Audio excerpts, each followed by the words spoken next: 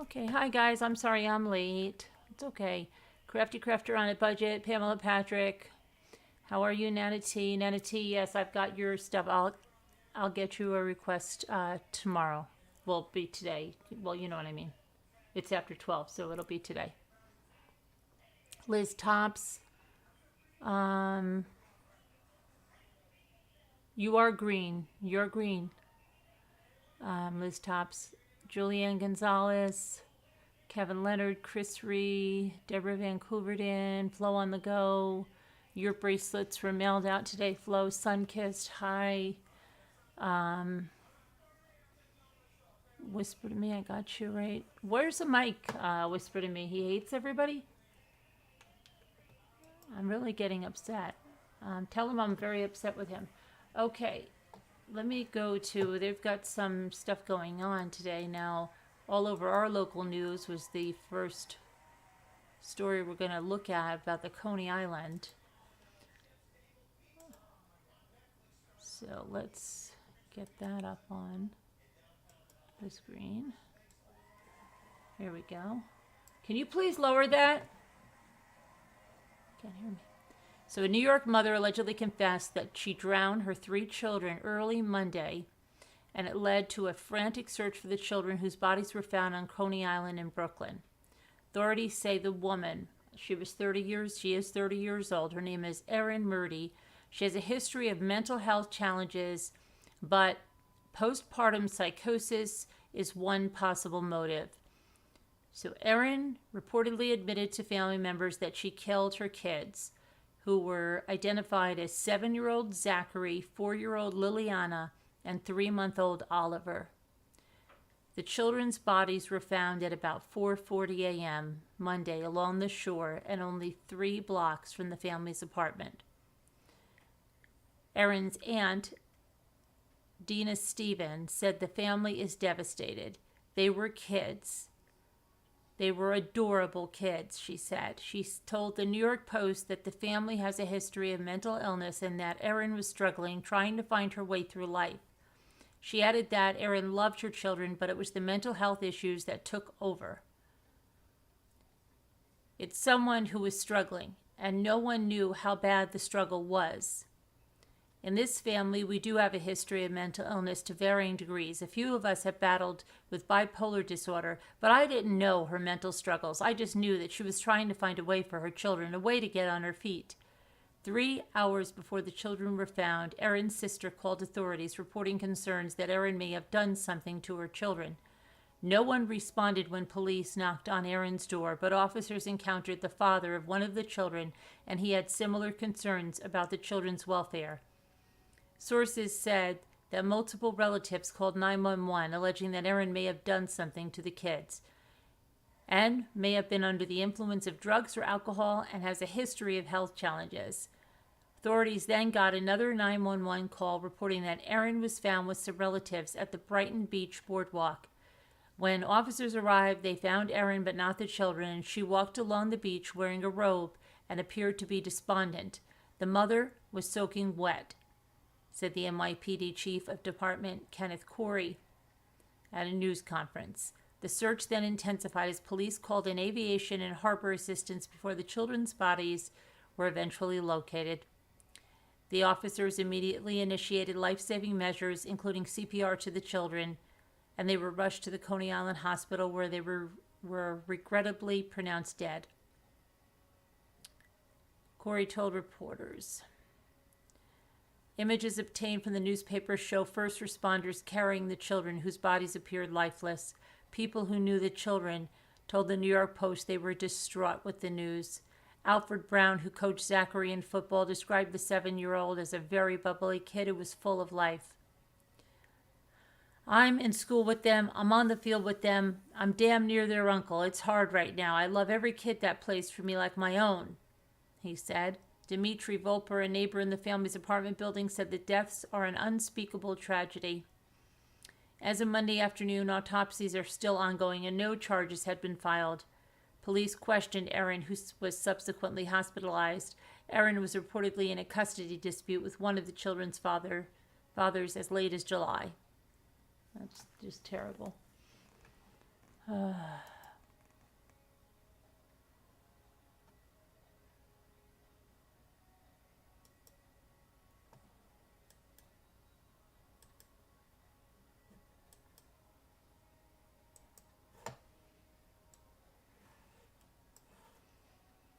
Okay, now we have an Alabama inmate who could be executed next week with nitrogen hypoxia, making it the first time this method is used to carry out an execution. Alan Miller, 57, requested to die via nitrogen hypoxia instead of lethal injection in 2018, when inmates were allowed to challenge the manner in which they were condemned to die. However, it was reported that Miller's attorneys said the state lost signed documents regarding Miller's execution, while prosecutors claim there is no evidence that Miller completed the form.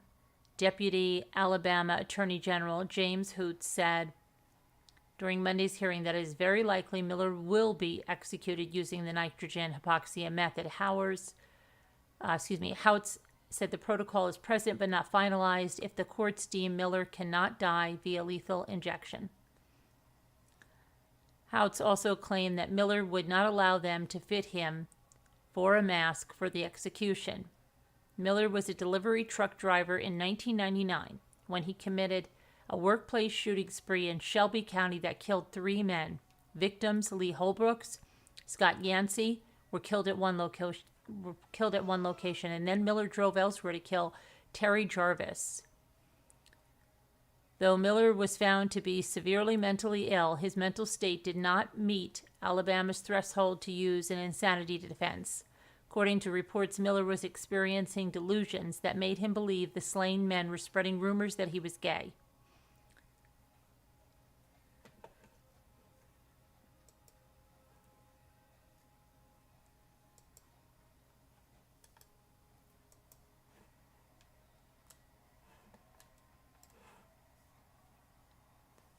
A man who allegedly kidnapped and murdered 2 young Arizona girls before discarding their remains in the desert is scheduled to face a jury this week in the first of 2 prosecutions related to the slayings. On Tuesday, the first trial of 40-year-old Christopher Clements is expected to begin in Pima County Supreme Court in Tucson.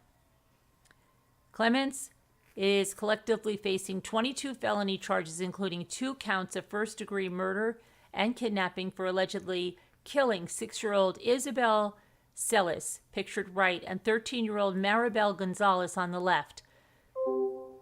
Celis disappeared in 2012 after she was at her parents' home in Tucson, and she was not seen by her family, last seen by her family in her bedroom. Her father later found her window open and the screen pushed to the side.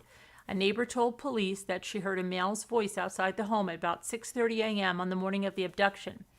Gonzalez vanished in 2014 as she was walking to a friend's house. And this is Christopher Clements. Okay. Within days of the disappearance, Gonzalez's naked body was found covered by 2 tires under a mesquite tree.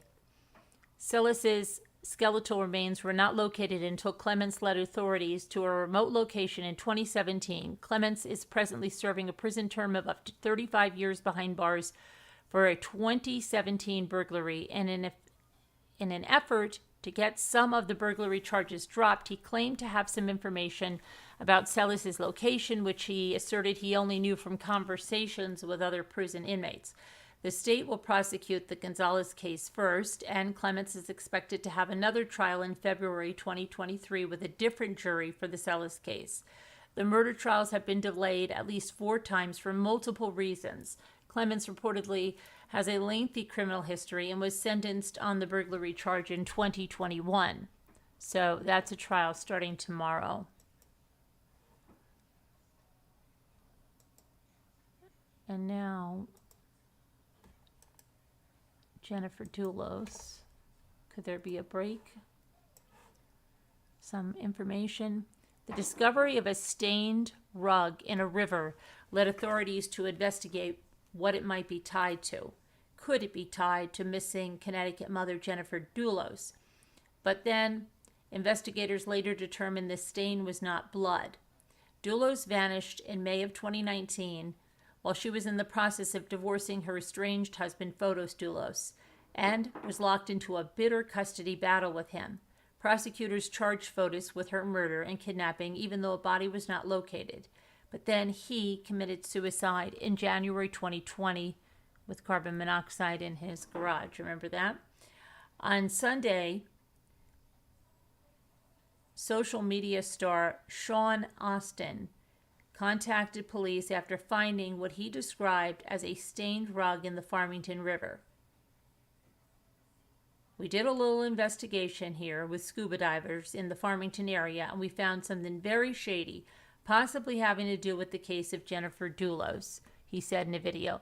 Now, this reminds me of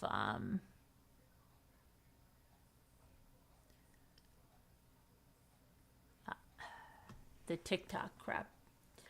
Investigators subsequently went to the area where the rug was found and conducted a search. Austin, a self-proclaimed psychic medium and demonologist, asserted that supernatural evidence led him to the river to find the rug. Really? Really? Come on. However, authorities on Monday said the stain was not blood and there was no indication the rug is tied to the Dulos case. You know, this reminds me of just a case of this TikTok crap.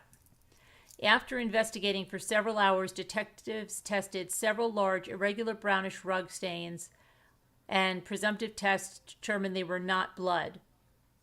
Detectives have found no evidence of the rug being related to any criminal case. Just a freaking waste of time. And imagine what that is for the family, right? Oh my gosh. Detectives located numerous rugs in the area after speaking with local kayakers. You're muted. What? I'm muted? What? I thought it was my Zoom. We can't hear you in Zoom at all. Oh, maybe you can't hear me in Zoom, but I think, hold on, I hope everybody can hear me out there. Can you guys hear me out there? Can everybody hear me in the audience there? Can you hear me out there? I think they can hear me. Oh, I'm not muted. Okay. All right. Yeah, I'm not muted. So, oh, good.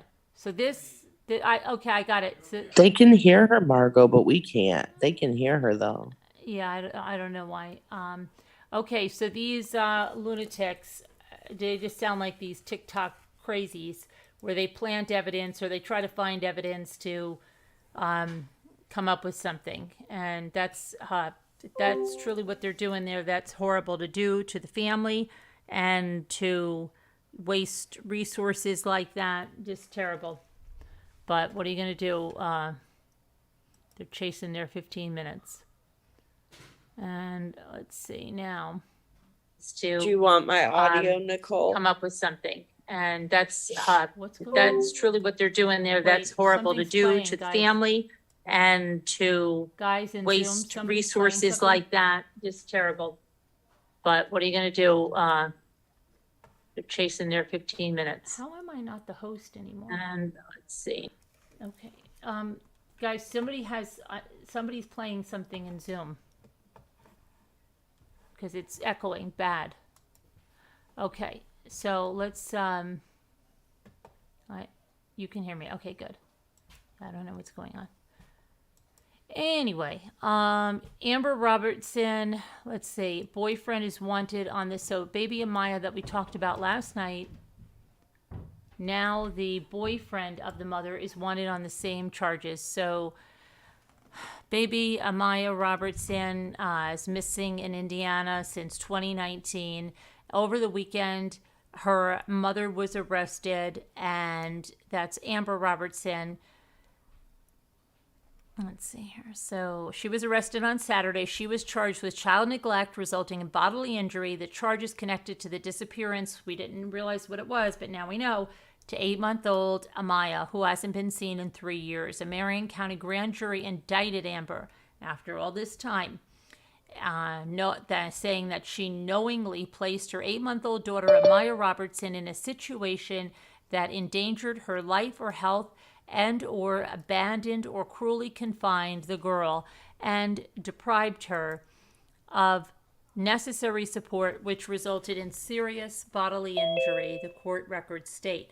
Amber's boyfriend, Robert Lyons, was also indicted by a grand jury on neglect charges. So far, he has not been located, and IMPD continues to search for him. So, let's see here.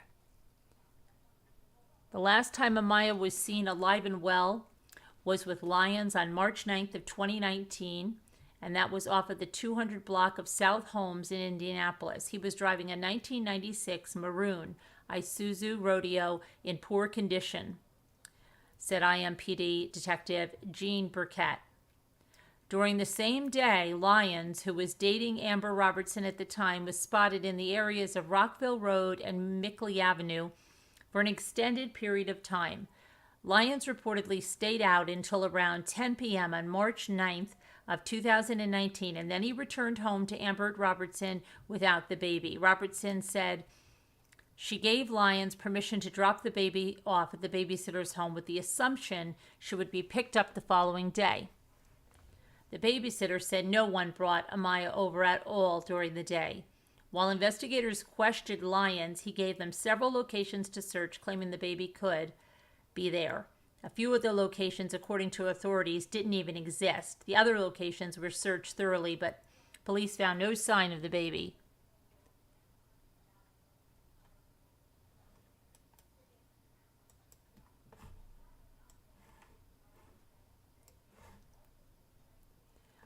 Robertson did not report Amaya missing until March 16th and initially said she last saw the baby on March 14th. Detectives said the timeline change was very concerning. Robertson told police that she didn't think that Amaya was in danger initially.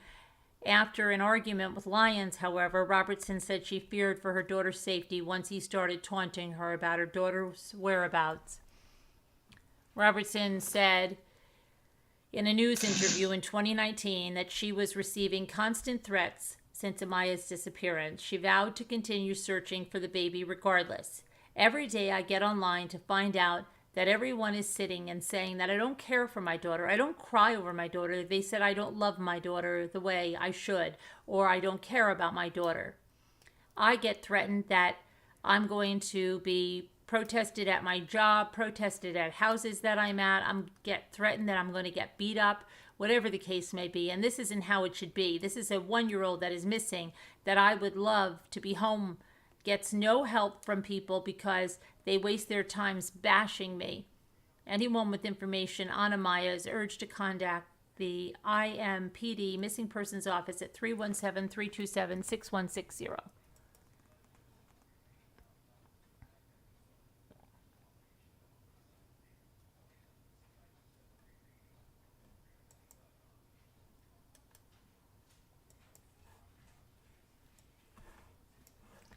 Okay, now on Friday, the Florida Board of Medicine barred a doctor from performing Brazilian butt lift surgeries following last year's death of a patient that he performed the surgery on. Dr. John Sampson, who works at the Seduction Cosmetic Surgery in Coral Gables, that's a very beautiful area. Thank you, Tammy, for upgrading your membership to Rambler Special Agent. Appreciate that very much. Thank you. He was allowed to keep his medical license. In addition to the $20,000 fine, the board ordered him to complete 5 hours of medical education and medical record keeping and present a 1-hour lecture on gluteal fat grafting and liposuction. A medical complaint described how a 33-year-old patient named ER died the same night Sampson punctured her liver and intestines and injected fat from her stomach into her gluteal muscles. That specific method has been banned in the state since 2019. Further, Sampson allegedly performed the illegal procedure 7 times on the day ER died, with ER reportedly being Sampson's 7th patient. Earlier this year, Florida Board of Medicine ruled that doctors can perform no more than 3 BBLs a day. It was reported by the Miami Herald in 2017 that Oskatuki Amulepu was barred from performing the controversial cosmetic procedure after the death of one of his patients. And that doctor also worked at Seduction, but at the time it was based in Doral, Florida. The state board also ordered on Friday that Sampson cannot be designated physician at any office surgery center.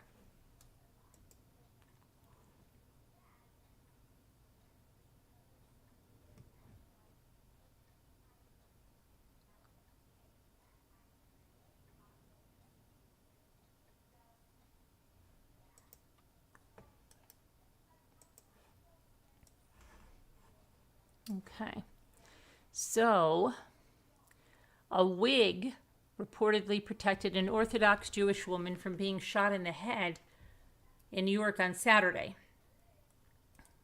The unidentified 21-year-old woman was standing on a corner in Brooklyn when a dark-colored car approached her. The backseat passenger window opened, and someone brandished a weapon and fired. Police said that the victim's wig, or sheitel in Yiddish, protected her head from rounds, which they described as beads. The suspects fled the scene. No arrests have been made. It is currently unclear whether Saturday's shooting was a hate crime. Well, that was lucky, right? Okay, here's some more about that Maryland murder-suicide.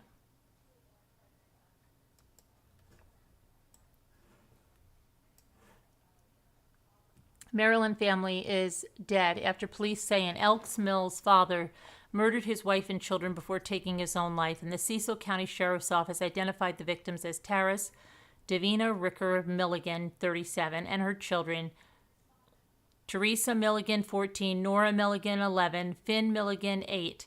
Tara's husband and the children's father, Marcus Edward Milligan, 39, is said to have shot and killed his entire family before shooting himself. The family was found deceased in a large home in Elks Mills, located in a cul-de-sac in a residential area. Police arrived at the home soon after someone contacted 911 a little after 9 a.m. to report a woman and 3 children dead. Officials say the 911 call was very short before the caller hung up. Marcus Milligan's body was found inside a detached garage in the home with a gun beside him. The other family members were found deceased on the first and second floors of the home. The family had already lost one child to cancer 3 years prior to the shootings. The couple's son, Connor, passed away in September of 2019, but investigators have not said whether the shootings were related to the anniversary of the child's death. On Friday, the Cecil County Sheriff, Scott Adams, announced that the shootings appeared to be an isolated incident and that no threats exist to the community. It's a horrific day, and I know everybody's prayers are appreciated. My phone hasn't stopped ringing from people concerned about this and upset about this, Adams said during the Friday afternoon press conference. Its grief is what is at this point. Anytime you have a loss to these levels, any loss is terrible, but a loss to this level, which is not a common thing, it's certainly not a common thing here in Cecil County. It's tragic, it's terrible, and it takes a long time for people to process. Investigators have not specified the motive behind the killings. So again, we just don't know there.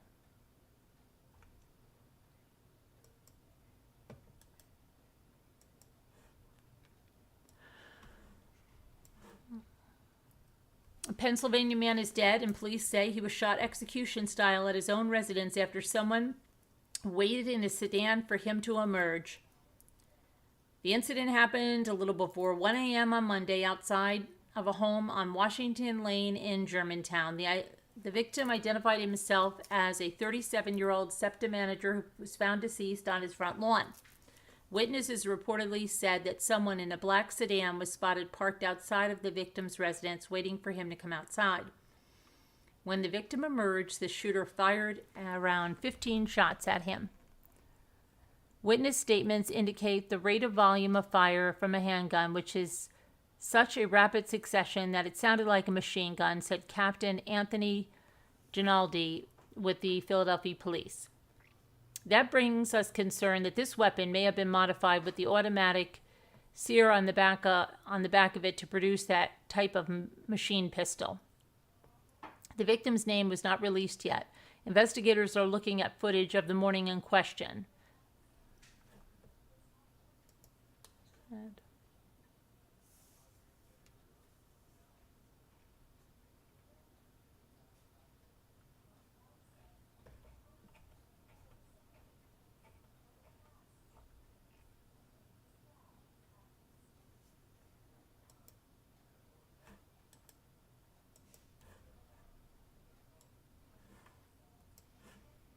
Okay, an inmate who sued an Oklahoma jail alleging that he was tortured by Baby Shark being played on repeat was reportedly found dead in a cell on Sunday. John Basco, 48 years old, was pronounced dead after being found unresponsive at the Oklahoma County Jail. Basco had been booked into jail on drug-related charges on Thursday. Though Basco's cause of death is unconfirmed, the jail's director of communications, Mark Upgrande, told the Oklahomian that they are investigating it as a possible drug overdose. Basco was among 3 inmates who sued commissioners and police, claiming that ex-detention officers Gregory Butler Jr. and Christian Millis reportedly played the popular children's song while forcing them to stand with their hands behind them. The inmates were reportedly also handcuffed to the wall during the ordeal. Butler and Millis' supervisor, former Lieutenant Christopher Hendershot, was also sued for allegedly being aware of the abuse and allowing it to continue. The reported abuse occurred in November and December of 2019, and Hendershot retired, and the 2 detention officers were fired in October of 2020 after prosecutors confirmed allegations that inmates were subjected to this abuse for as long as 2 hours in an attorney visitation room. Butler, Millis, and Hendershot were also charged with cruelty to a prisoner and conspiracy. The federal lawsuit has been postponed while the criminal case occurs. The next hearing is scheduled for September 22nd. The news outlet also noted that Basco is the 14th person to die at the Oklahoma County Jail this year. Okay.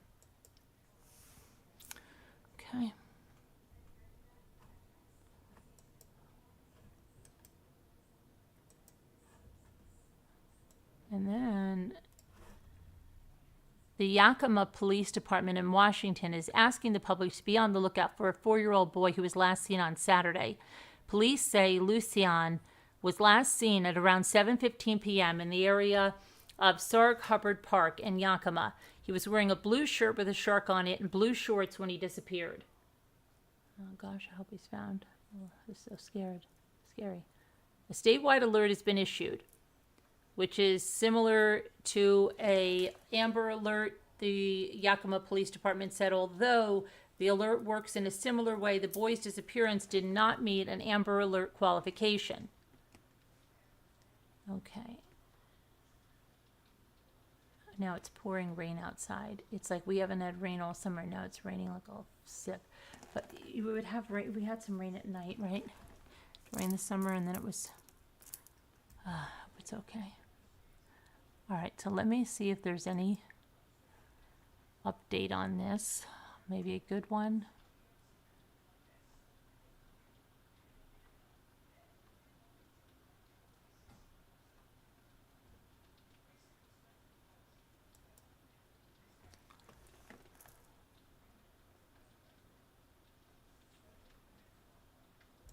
I'm going to provide you an update with the missing 4-year-old I Lucian. didn't even hear that.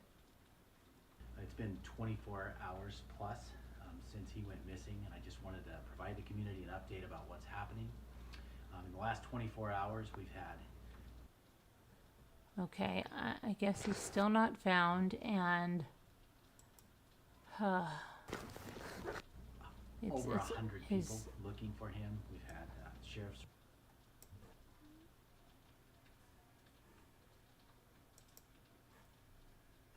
Yeah, let's hope he's found, please.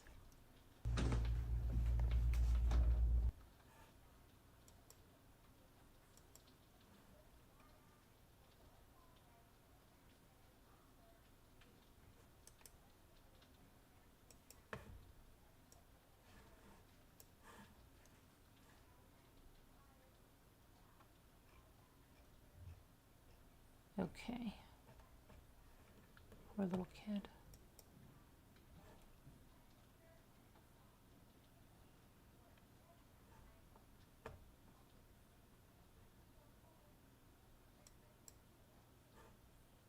Okay, here's another crazy thing going on. A Wisconsin man allegedly killed the mother of his 2-year-old son and a man on Saturday in what's being investigated as a suspected double murder-suicide. Brown Deer police found Ariuna Reed, 23, and a 31-year-old man fatally shot outside the Park Plaza apartments. Police believe the incident was a domestic dispute, but they have not disclosed the suspects' or victims' names or how they were connected. However, law enforcement sources have said that the police believe the gunman is Reed's ex-boyfriend, Larvell Huddleston, who is 26 and reportedly fatally shot himself after exchanging gunfire with Brown Deer police from a second-floor balcony at the apartment complex. After allegedly killing Reed, Huddleston reportedly called Reed's parents and streamed on Facebook Live. The couple's 2-year-old son was in the apartment at the time but was unharmed. My husband and I got a phone call at around 10 in the morning, and it was him saying, "It's over. Come get Egypt now," Reed's mother recalled. Reed's mother said her daughter finished soccer practice with her 2-year-old son and was dropping him off at Huddleston's home when the fatal shooting occurred. Reed and Huddleston reportedly broke up but were co-parenting at the time. The surviving shooting victim, Eric Lewis, was wounded near his ankle after hearing gunshots from his first-floor apartment. Lewis told the news outlet that he saw the gunman shoot at 3 cars, wounding the 31-year-old victim in the stomach as he and another woman tried to get a wounded Reed into their car. Lewis reportedly then witnessed Reed crawling towards the apartments when the gunman reloaded his gun, walked over towards her, and emptied his clip at point-blank range. Nice. Brown Deer police say they believe that Lewis was trying to intervene when he was shot in the leg. The suspect shot Lewis from the balcony when Lewis checked on the wounded man who died at the scene.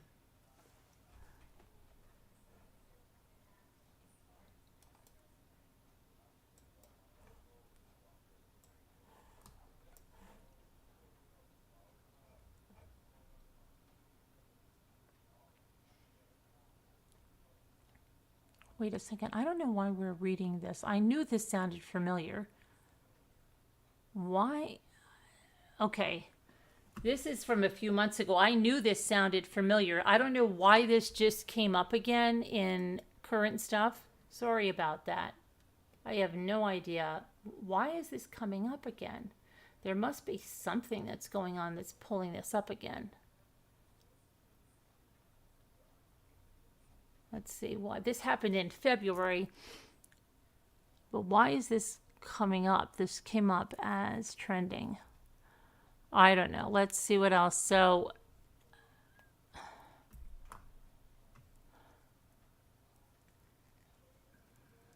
during the Facebook Live broadcast, Huddleston is reportedly overheard telling police to get his son as he's going to kill himself. He is also seen turning on the television for his son and getting food for him while insinuating that mental health issues influence his actions. Being mindful of what these blanks are going through, he says in a 7-minute broadcast. Huddleston also shows the outfit he wants to get buried in and prays before the live stream abruptly ends. Oh my gosh. Okay.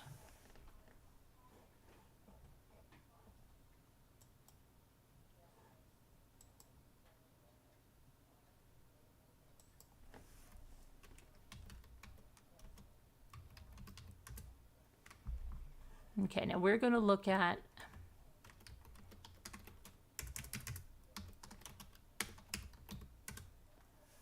okay, so We're going to look at the George Wagner trial and just see what that is all about.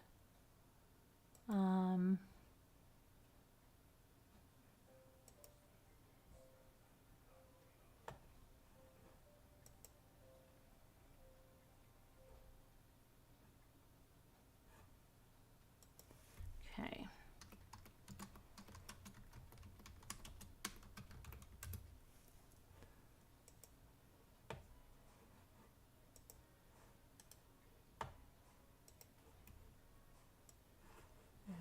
George Wagner.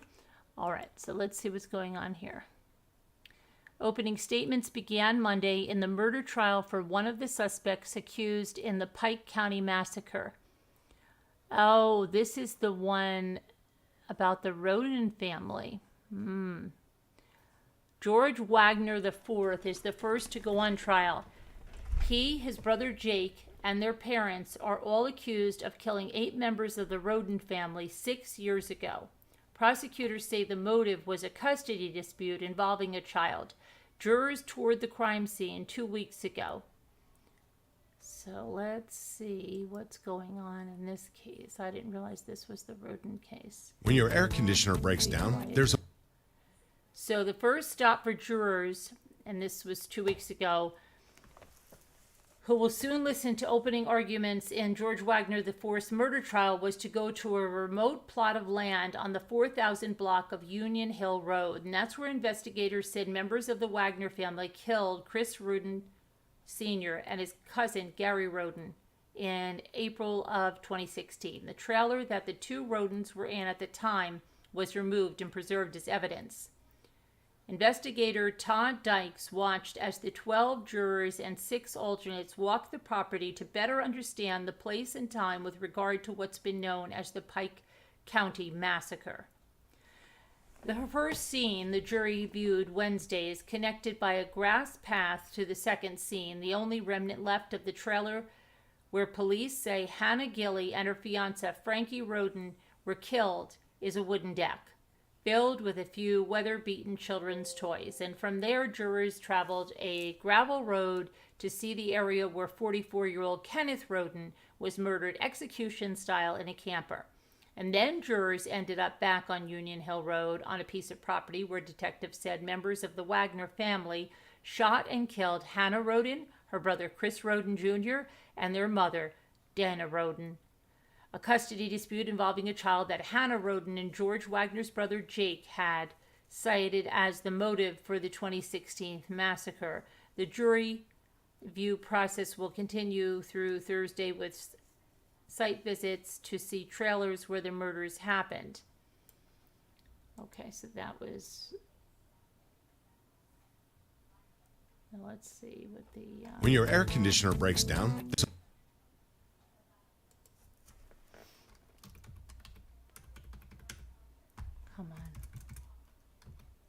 Come on.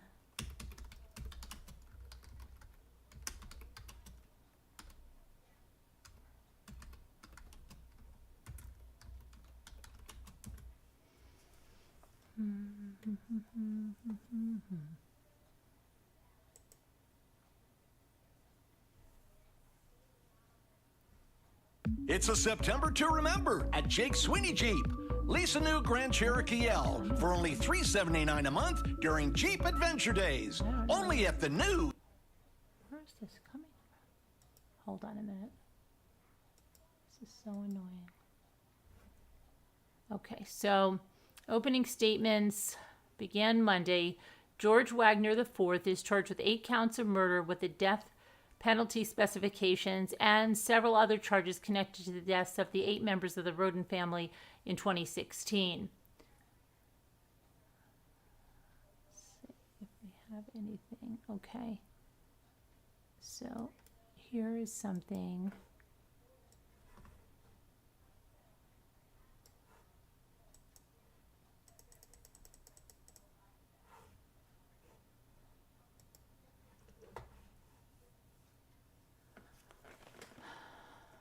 Okay, so found dead that day were Christopher Roden Sr., 37-year-old, who was 40, 37-year-old Dana Roden, 20-year-old Hannah Hazel Gilly, 16-year-old Christopher Roden Jr., 20-year-old Clarence Frankie Roden, 37-year-old Gary Roden, 19-year-old Hannah May Roden, and 44-year-old Kenneth Roden.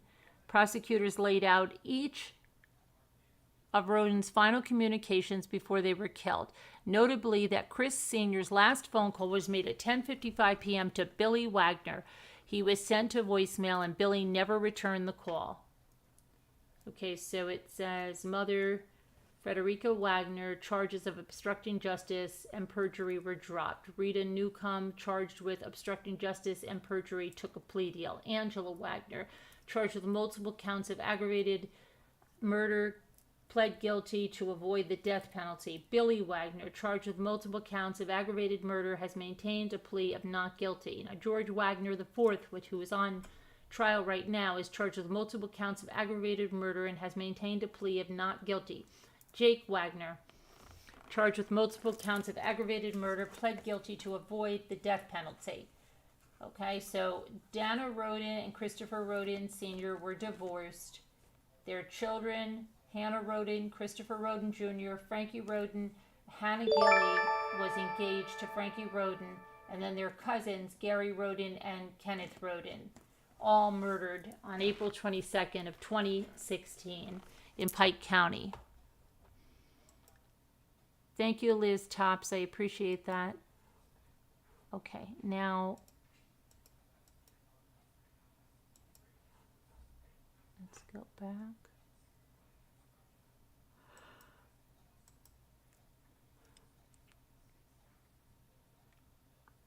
The Wagners spent 3 months planning the murders of the Roden family. Why? She said to the jury, "You will be disappointed to learn there is no good reason. In the past, prosecutors have alleged that a bitter custody battle between Hannah May Roden and Jake Wagner, were the primary reason for the murders. The two met when Hannah was 13 and Jake was 18 and later began dating. Hannah became pregnant with Jake's child when she was just 15 years old. The prosecutor said told the jury that George, along with his father Billy and his brother Jake, went up to Union Hill Road, the 3 different locations that you all saw, and one location on Left Fork Road, and murdered 8 people who did not deserve to die." The prosecution spent opening statements detailing the behavior of the Wagner family and their interactions with members of the Roden family leading up to the homicides. On the night of April 21st, into the early morning hours of April 22nd, Jake and George slid into the false bottom of a pickup truck that Billy purchased specifically to use in this murder plot. The 3 drove to the home of Chris Sr. and Gary, where Billy was expected to meet Chris Sr. to allegedly speak about an upcoming drug deal. Once there, George was meant to use a Colt 1911 .22 caliber long rifle pistol to shoot Chris Sr. like a sniper from the driveway. A homemade silencer the family made had failed and was destroyed in a test fire, so the family resorted to cloaking the sound of the gunshot by using fuel filters as silencers. She said Jake confessed to prosecutors that after George took so long, he took the gun and fired at Chris Sr. as he stood in his front door, with Billy inside. The shot tore through the door, embedding wooden shrapnel in Chris Sr., and the bullet broke the bone in Chris Sr.'s arm. Billy then shot Chris Sr. and Gary from inside the home with a .40 Glock. At the home in which Hannah May, Chris Jr., and Dana lived, Jake allegedly told prosecutors that he shot Dana multiple times before creeping into Hannah May's room, where he found her lying in her bed, nursing her newborn baby. Jake told them he shot Hannah before rearranging her body so the baby could still continue to nurse. From there, the 3 traveled to the other family members' homes, killing each person inside. Jake is expected to testify in the trial as a stipulation of his plea deal. In exchange for his testimony, death penalty specifications would be dropped against Jake and all his family members. Several members of the Roden family were specifically targeted by the Wagners, but some who were killed were simply collateral damage. Chris Sr. was an intended target from the beginning because of his role as the patriarch of the family, but Gary was murdered only because he happened to be staying with Chris Sr. at the time. Chris Jr. and Dana were murdered because they were each aware of complaints made by Hannah Mae that Jake was violent with her during their relationship. Dana had confronted Jake about an altercation in which Jake allegedly strangled Hannah, threatening to kill her and put her body where it would never be found. Hannah was murdered because she left Jake, had moved on, and refused to relinquish custody of her child with Jake. Frankie was murdered because he would have pointed the finger to the Wagners if left alive, but Hannah Hazel was murdered just because she was there. Kenneth was murdered because he retaliated on Chris Sr.'s behalf in the past and would have known the Wagners were involved. And Jake will tell you freely that they know that there would be other people there, and they knew that they would kill them even though they were perfectly innocent. The Wagners had anticipated that the body count could be higher. Chris Jr., who was just 16 when he was murdered, often had friends staying the night at his house. The only reason no friends were over the night of the murders was because he was grounded. Hannah Mae's new boyfriend, with whom she just had a baby, would have been in her home as well if he hadn't been helping his sister after pipes burst in her home. Prosecutor described the entire Wagner family as controlling, abusive, and obsessive, withholding complete custody over any of the family's offspring, including Jake's daughter with Hannah Mae and George's child with his ex-wife Tabitha, who was expected to take the witness stand against her ex-husband. Prosecutor said George and his family abused and controlled Tabitha during the span of their relationship, and when Tabitha tried to flee, Angela threw a 2x4 at her, and the family kept their son, Bullvine, from there.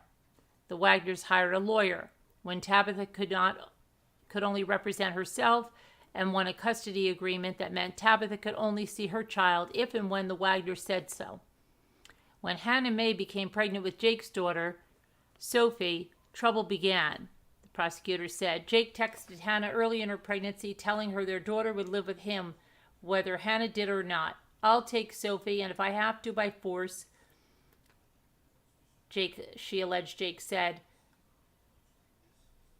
Tabitha's mother also allegedly spoke with Hannah Mae in Facebook Messenger, telling her not to sign custody after what had happened between George and Tabitha. Hannah Mae responded, I'll never sign papers, ever.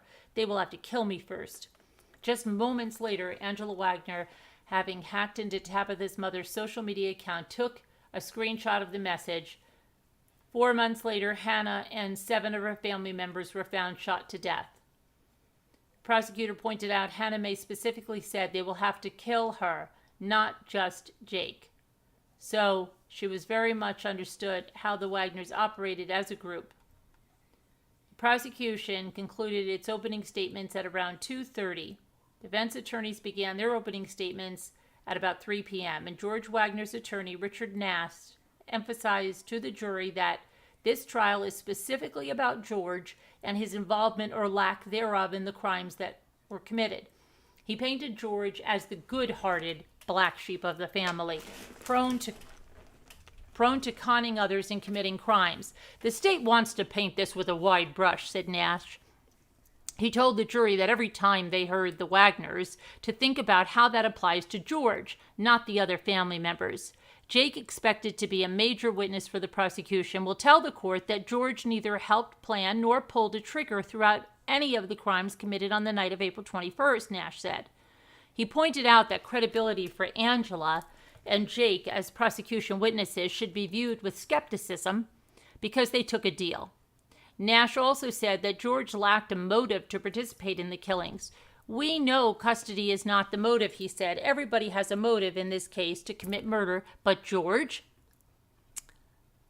Angela's motive centered around an inaccurate fear that without supervision of the Wagner family, Jake's child, Sophia, would be abused like Hannah Mae was as a child, Nash said. Jake was motivated by jealousy as he watched Hannah Mae move on with her life, coupled with an obsession over Sophia's custody and well-being, said Nash. Billy's motive was simply rooted in the family's drug enterprise. Nash instructed the jurors to consider any time the Wagners are mentioned as a unit and every time a different family member is mentioned as a red flag, because George is the one standing trial. Nash presented opening remarks for less than an hour, a stark contrast from the several hours the prosecution spent laying out the details of the story the jury will see in depth as the trial unfolds. George is the first person to stand trial in connection with the massacre. So this is a very involved, and let's see here if we can get some more. I know talking about this with so the other let's see, Angela Wagner did, Billy Wagner didn't, Kevin. Rita did take a plea deal. Frederica, it was dropped, and Jake took a plea. So at this point, after George, Billy would need to stand trial. Hi, Denise.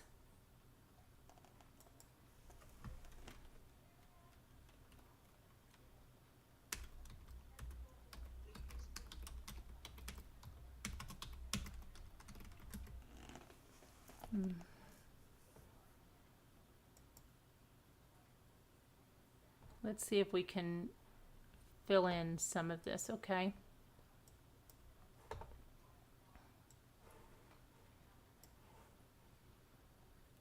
We've gone through this a long time ago with a guy named Eric, remember? He knew about a lot about this. So 8 members of the Roden family were murdered in rural Ohio in 2016. Edward Jake Wagner and other members of the nearby Wagner family denied any involvement. For the next 5 years, the Wagners continued to dismiss the idea that they had any knowledge of why a person or persons had invaded the Rodens' compound one spring night and killed them with silenced guns as they slept. But then on the 22nd of April, of 2021, exactly 5 years after the murders, Jake Wagner stood in a courtroom in Pike County, a hilly corner of Appalachia, where everyone knows everyone, families stick tightly together, and told the judge, "I am guilty, Your Honor." He took a plea deal to avoid the death penalty. He pled guilty to 23 charges in connection with the homicides of the Rodens. One of the victims, 19-year-old Hannah Roden, was the mother of Jake's child. Shockingly, he also agreed to testify against his family. His mother, Angela Wagner, had pled guilty to conspiracy, evidence tampering, and other charges. But his father, George Billy Wagner III, now that's the father of George, the fourth, who's on trial. Excuse me. Hold on a minute. How is that the brother? But his father, George Billy Wagner III, and brother, George Wagner IV. Okay, yes. So George, that is right. Okay. So George IV, who's on trial, is the brother of Jake, and then the father, George Billy Wagner III, is the father of both of the men who are accused and participating in the homicides, maintain their innocence. Due to a gag order, no one involved in the cases can speak to the press. The Wagners are an insular, close-knit family who homeschooled together, shared their money. Prosecutors say they planned the massacre for 4 months, and they held a vote on going through with it. This is very much a family affair, said Special Prosecutor Angela Canepa during a hearing in May. All for one and one for all. The investigation even sucked in the family's matriarch, Jake Wagner's grandmother, Rita Newcomb. She has pled guilty to a misdemeanor obstruction charges. Charges against his other grandmother, Frederica Wagner, have been dropped. Researched by phone at her horse farm and asked if she wished to comment, she said no, and hung up. This is Edward Jake Wagner. during his plea deal at the Pike County Courthouse, April 2021.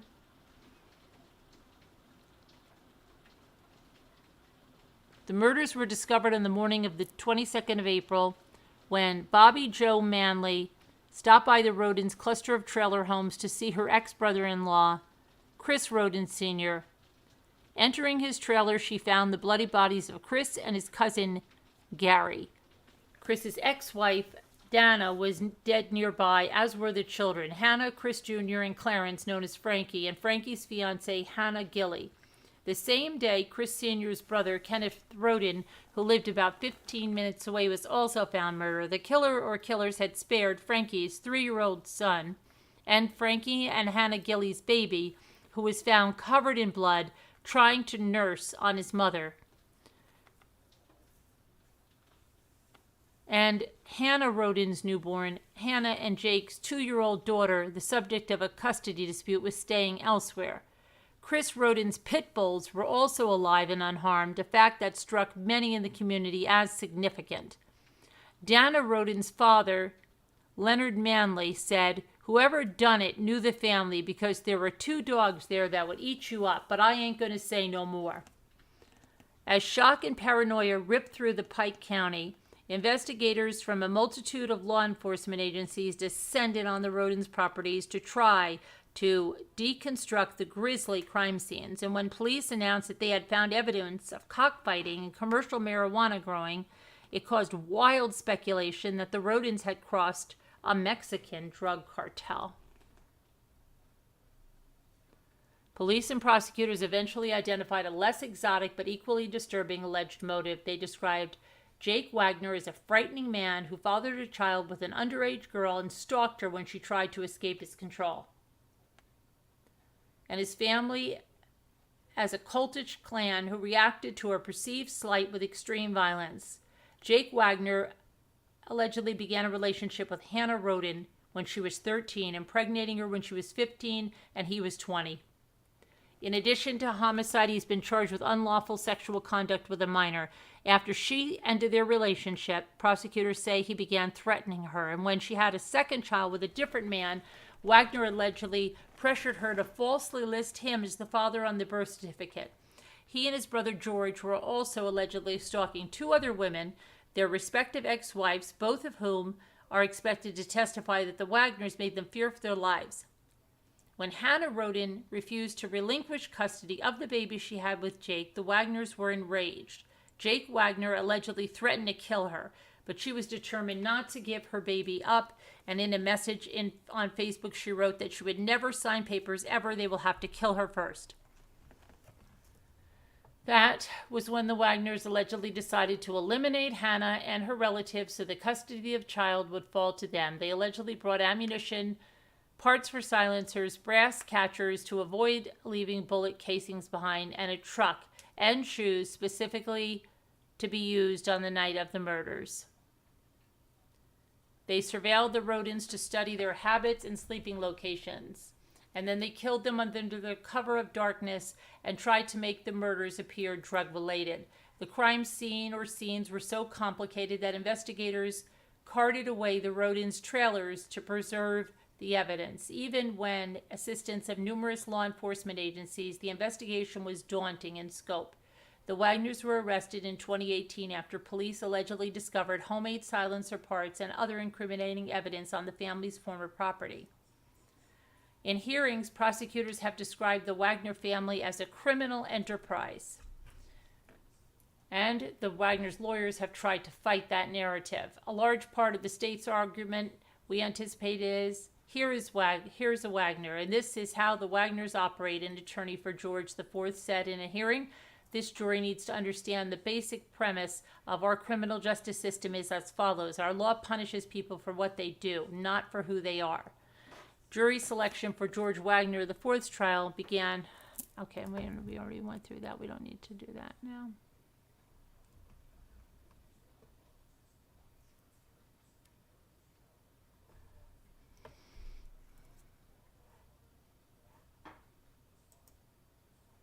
So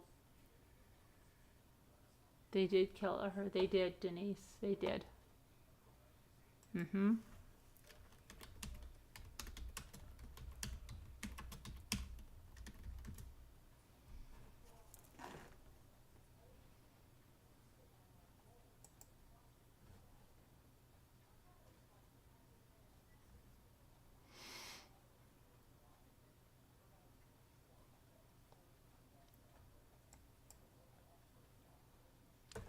Anyway, so that trial's going on. You got the other trial starting tomorrow, and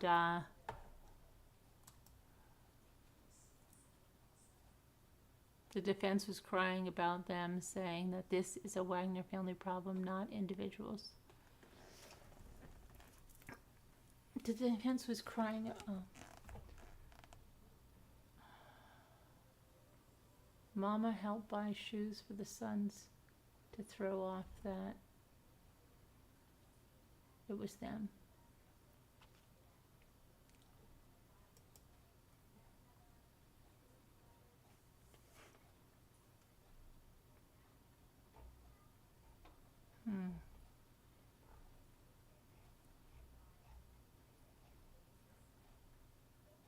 You're welcome, Tammy. Carolyn, can you play the 911? Oh, let me try to find it, okay? Flo, I will most certainly. Let me see. Let me find that, okay?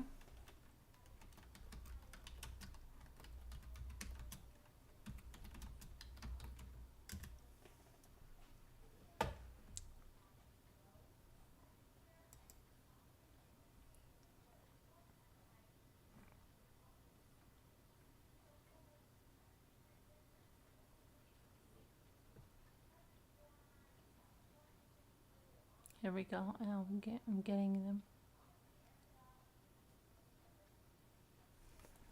Okay.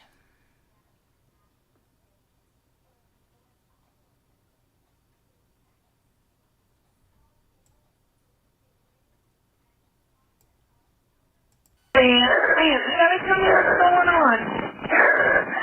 There's blood all over the house. The first panic call for help. My brother-in-law's in the bedroom and I beat the hell out of him. Shadow. Let me get one without interruption.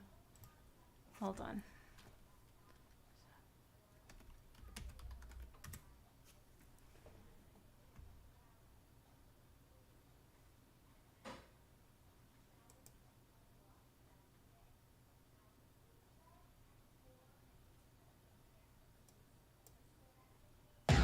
Carefree is where. Oh my gosh. Stupid advertisements. Hold on a second. Green up 911. Yes, ma'am. My name is Kenny Roden, and there is somebody following me right now, chasing me. For someone And chasing you? I do have, I fear for my life. I'm leaving the Speedway and headed toward Greenup, and somebody's chasing me. Are you leaving the Speedway in South Shore? South Shore and headed to Greenup. On 23. On 23. He's fucking flipping us off. That McHale, right here by McHale, right there. That's going through McHale's red light. You're by McHale? 3 miles. Huh? You're passing McHale now? Yes, ma'am. Here's going to be Kenny Roden. He said he's fearing for his life. Chase you for about 8 to 10 miles? Yeah, he's in front of us now. I don't know what he's doing, if he'd give up or whatever, but I'll give you the license plate number, whatever. But he's trying to block us off. He's trying to block you off? The other vehicle's going to be a 3 crowd. times at Speedway, and he tried to block us off on Tiger Bend, and we got back to the church and got away from him. And on 784. 8 to 10 miles. What kind of vehicle are you driving? He's about 2 cars ahead of us now, and we're getting ready to just turn around. He's going on toward Greenup. Okay, y'all's turning around and he's going on towards Greenup? Yeah. If he don't stop at this next turnaround spot up here, we're going to turn around.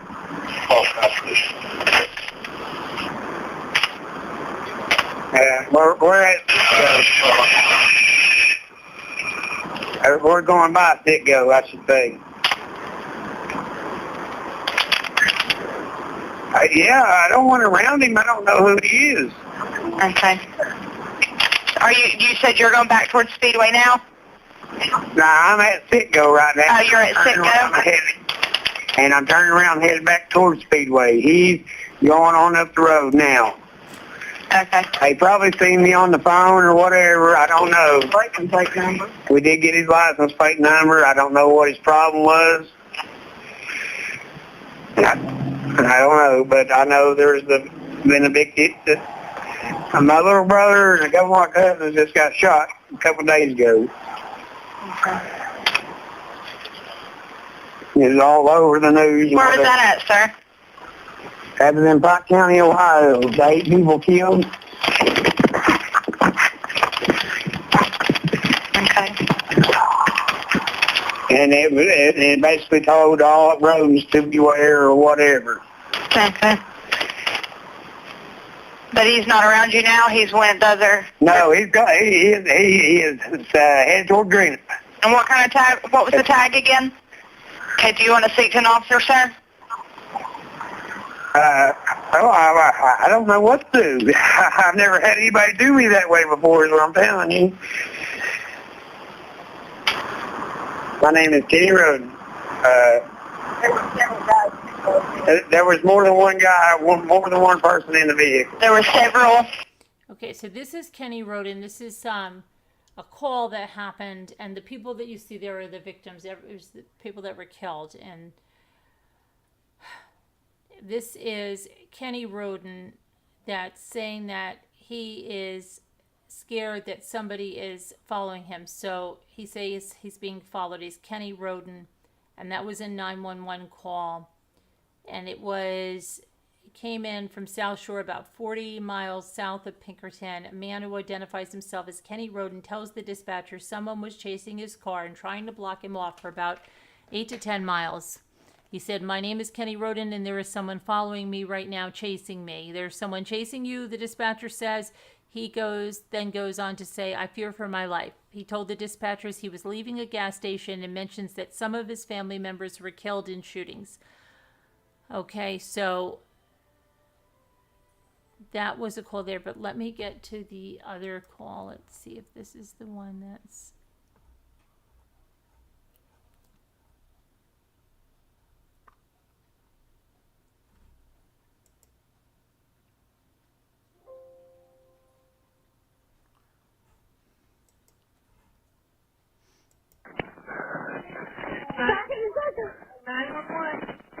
Yes, I need up to get the 40. Let's go. Hold on. I need you to tell me the address. What's the Give me just a second. We walk to the mailbox. I think my brother-in-law's dead. Okay, what's the address? Give me just a second.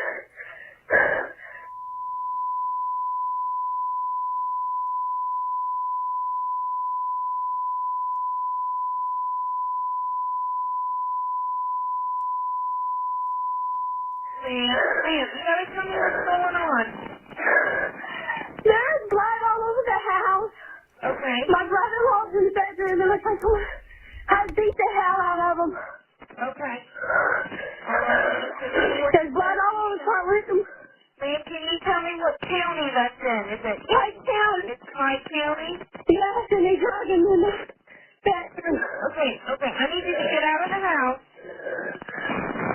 Did you drive over there? Yes, I did. Okay, what's your name? Mine? What's your brother-in-law's name? Huh? What's your brother-in-law's name? Yeah. Ma'am? Yeah. What's his name? Chris Roden and Gary Roden. Chris and Gary Roden? Both of them that looks like they're dead. You think they're both dead? I think they're both dead. Looks like someone has beat the fuck out of them. Okay. Is there anybody else in the house? Not that I know of.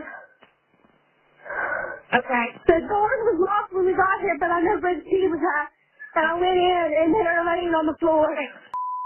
I need you to get out of the house and wait. I'm done out. Okay? I'm standing outside right now. Okay. Just stay out of the house. Don't let anybody go in there, okay? Yeah. All right. We got deputies on the way, okay? Thank you. You're welcome.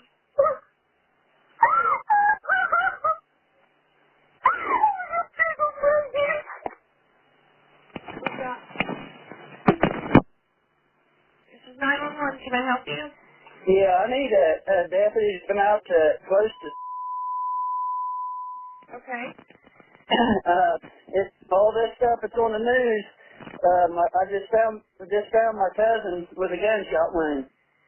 Okay. Sir, is he alive? No. Okay. And you're... No, and I don't know what his address is. He don't have a box. You don't have a box. Okay. I'll be standing out by the road waiting on him. What's your name, sir?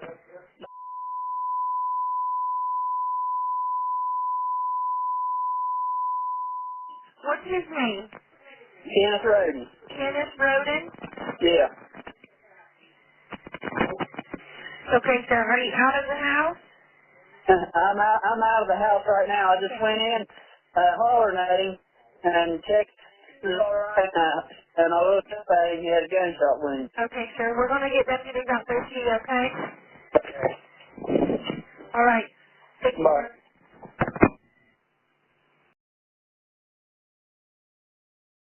Okay, that was the, I have something else here. Okay, so the pictures you see up there, the top here is Christopher Roden Jr. These were all of the victims. Clarence Frankie Roden is here.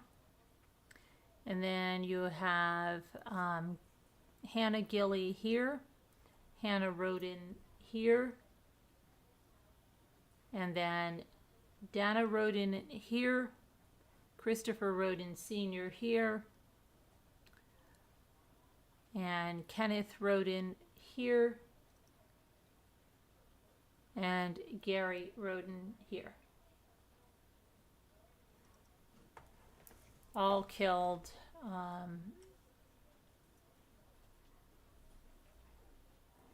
Let's see.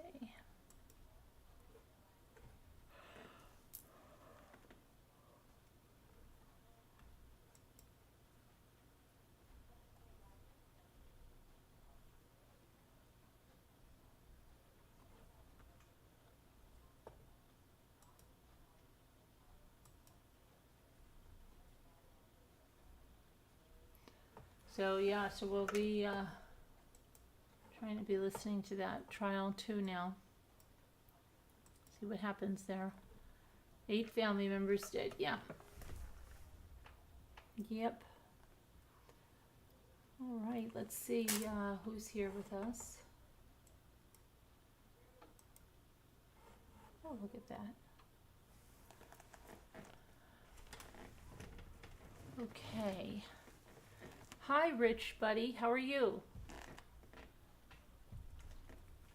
Thanks for stopping in with us. Hi, Charlotte Barros. What happened? We're talking about the murder of the Roden family. That's the trial that just started today. George Wagner IV is on trial. It's so crazy, Denise says. They even did not want cameras in the courtroom. They were trying to block the media. Wow. Interesting. Wow. Well, they got him in, right?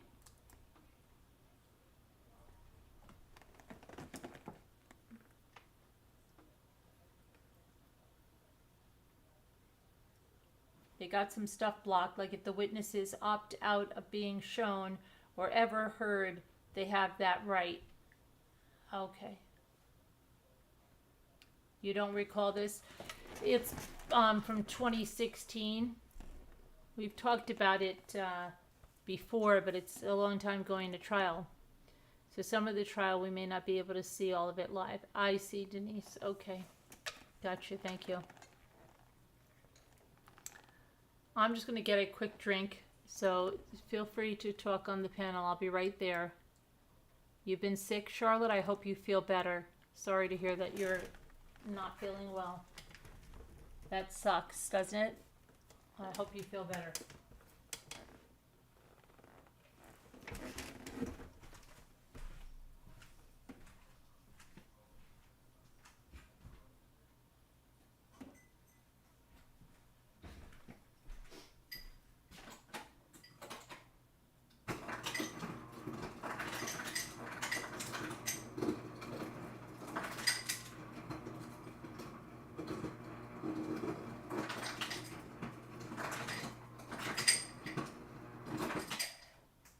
Hi, ladies. Hi. It was really loud in my house for a second, so I didn't know if she was done with the news yet.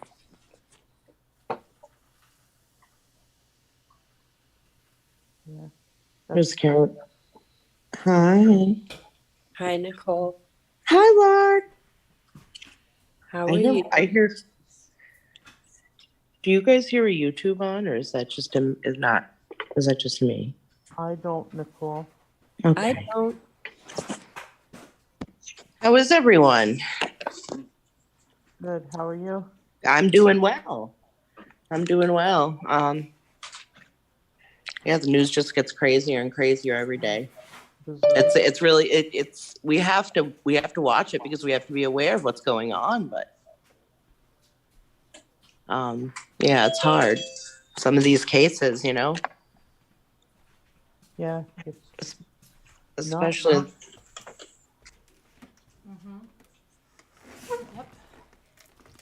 going to be interesting. Yeah.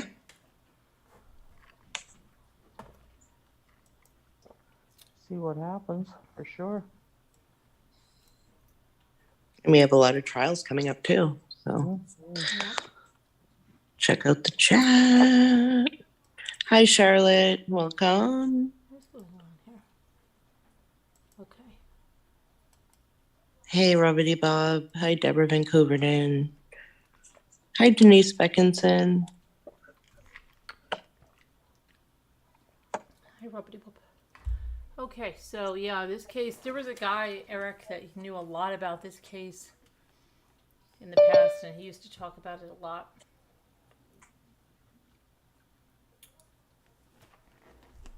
I don't know much about it. Oh, no? No? I don't either. Yeah. Very crazy case. So many people killed. And they left the kids alive and the dogs alive. Denise Beckins said, read her comment, Carolyn. Their What she testimony, so if they choose to opt out, witnesses will only be seen or heard by people inside the courtroom. Oh, okay, Denise. Yeah. They're going to let them opt out of camera. Mm. Oh, yeah.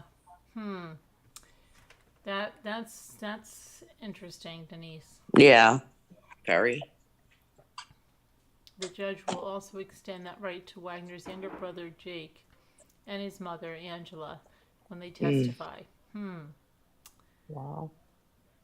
Interesting. Hi, Chris Ray. Hi, Tammy. Hi, Sharon. Hi, Margot. Hi, Gail, Lark, Nicole, Earthbound, Liza. Thank you again for the surprise, Liza.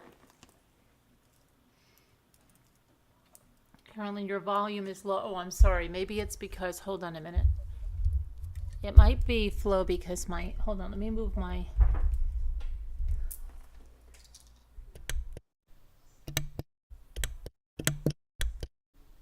Is that better, Flo? Is that better? Is that better or is that worse, Flo? That sounds great. Okay. Actually. Oh, Tammy says no, that everyone is louder than you. Oh, but let's see, Flo, what about now when I fixed it? How about now?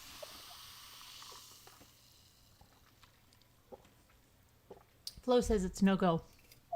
It's no go, Flo? Let me see.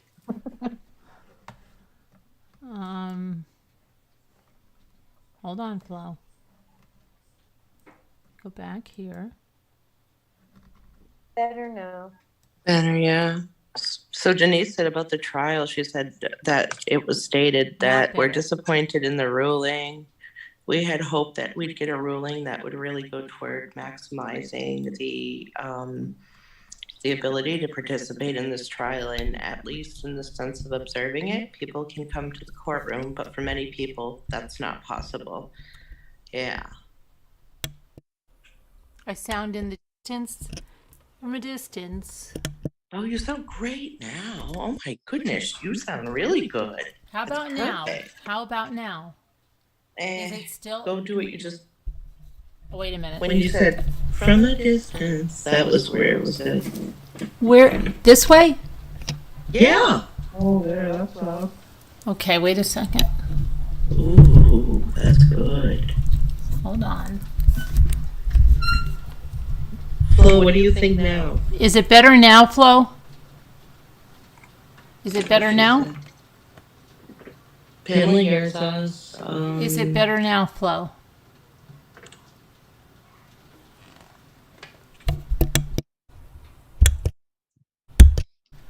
Is it better now, Flo? Do I still sound in the distance, Kevin? Oh,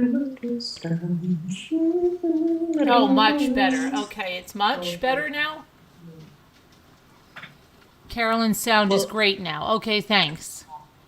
That's perfect, Carolyn, yes. Flo on the go says much better. All right, very good.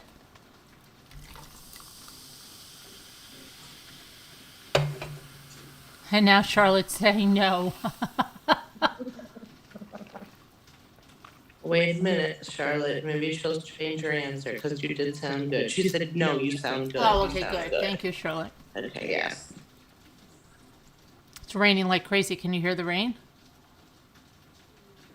Mm-hmm. No. I hear it. You're You welcome, hear me? Flo. I aim to please, Flo. You know that. Can I get a crocheted pumpkin? I want to get one of your crocheted pumpkins. I do want to get one of Flo's. I wish she would sell them. I'll buy a crocheted pumpkin to whoever's selling a crocheted pumpkin, please. She has crocheted pumpkins.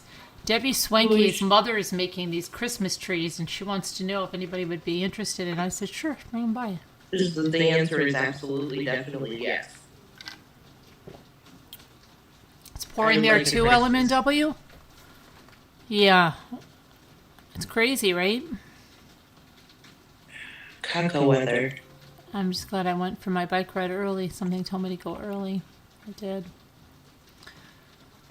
Oh, boy. Sharon, how come you're not talking to us, Sharon? Sharon?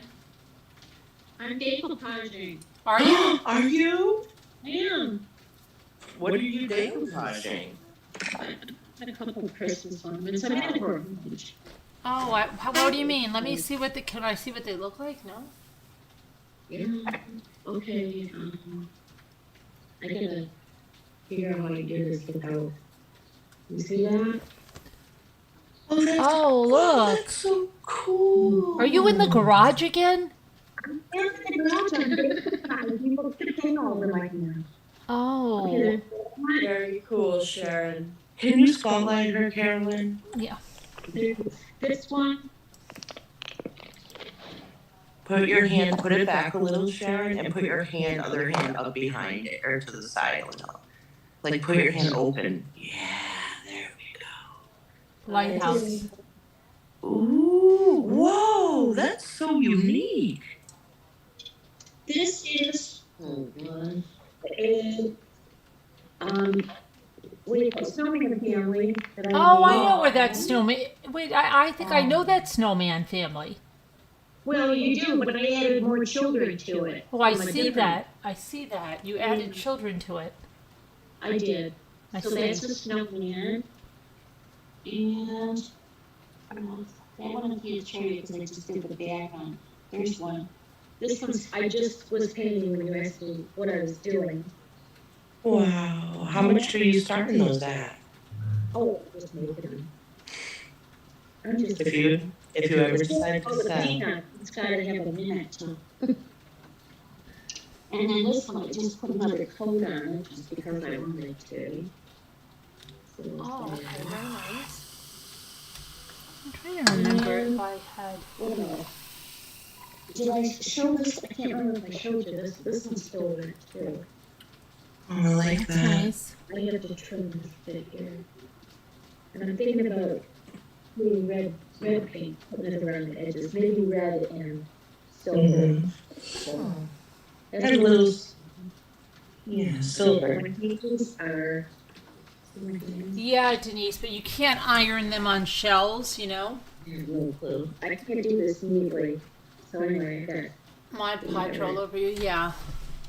pain on my hands, so I'm gonna turn this off now. That's good. You're just working. That's pain in the hands because you're working. Yes, yes. Yeah, that's what I have, paint all over my hands. What? I was trying to show that I had gold paint I took it video, so we get Andy to see Oh, now. okay, hang on. I can show you this one. Oh, this one's really cool. I'll show you this one. Show me another one, okay. Hold on, Put wait, let another me. finger on that. Oh, that's with the That's birds. Wait, let me move it. Yeah, with the birds, but I Wait, didn't- hold on a second. Let me get you over here. Hold on. Really? I don't even know what to say. It's so beautiful. I love it. Let's It's see. very different. The different birds on it, and I thought I'd have them flying off the shell, and it worked out because Yeah. I can't there we go. I got their wings going over the shell, so I'm not gonna put anything on the edges. Right. But I think I'm gonna redo the what do you put this decoupage stuff. I Right. think I'm gonna put a layer of that on. Oh, yeah, yeah. Definitely. It's one of my favorites actually, just because I don't know why. I just like it. Right. I don't think I should put anything on the edges. Do you? I just think it stands by You itself. can do whatever you want. I mean, it's up to, Yeah. it's how you feel about it, you know? Well, what would you do? I don't know what I would have to be one with the shell and figure out what I feel on it. I would need it to dry. I would need it to dry first too, Sharon. It would have to dry because they look totally different when they are dry too. Don't ever get discouraged on the wet shell. Yeah. Let's try. I want to show you what I'll show you what I did. No. Okay, let me see. Where's it? Some here that I did today. Alright, this is another lighthouse. Wait, where is it? Okay, there we go. Okay, that's nice. That's very And nice. I put pastel paints, so I put blue around the edges. Ooh, I like that one. I don't know if I'm highlighted or not. You are highlighted. I can tell that here. There we go. Now I'm highlighted for me.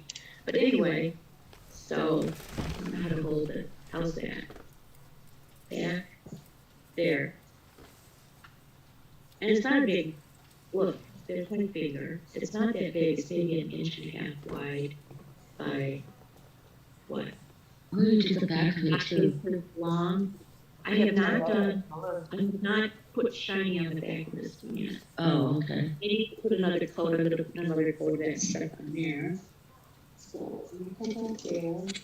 And then nice. This one, where's the camera? There we go. I made Oh, this the one. butterfly. Very nice. Yeah. Yeah. Pretty. It's gonna be really nice when they dry. Hi, Jenny D1. I think that concludes Pamela Patrick. what I've got here right now. I gotta put more stuff on there. She is churning them out in that garage like that Rumpelstiltskin. Yeah, I mean, this is where, look, these are my pastels. See 'em? Yeah. There's like this pink, a yellow, a blue, and like an aqua. Very nice. There's the color. There's the color. No, not really, Denise. Unless it's really thick. So, yeah, that's mine. Okay.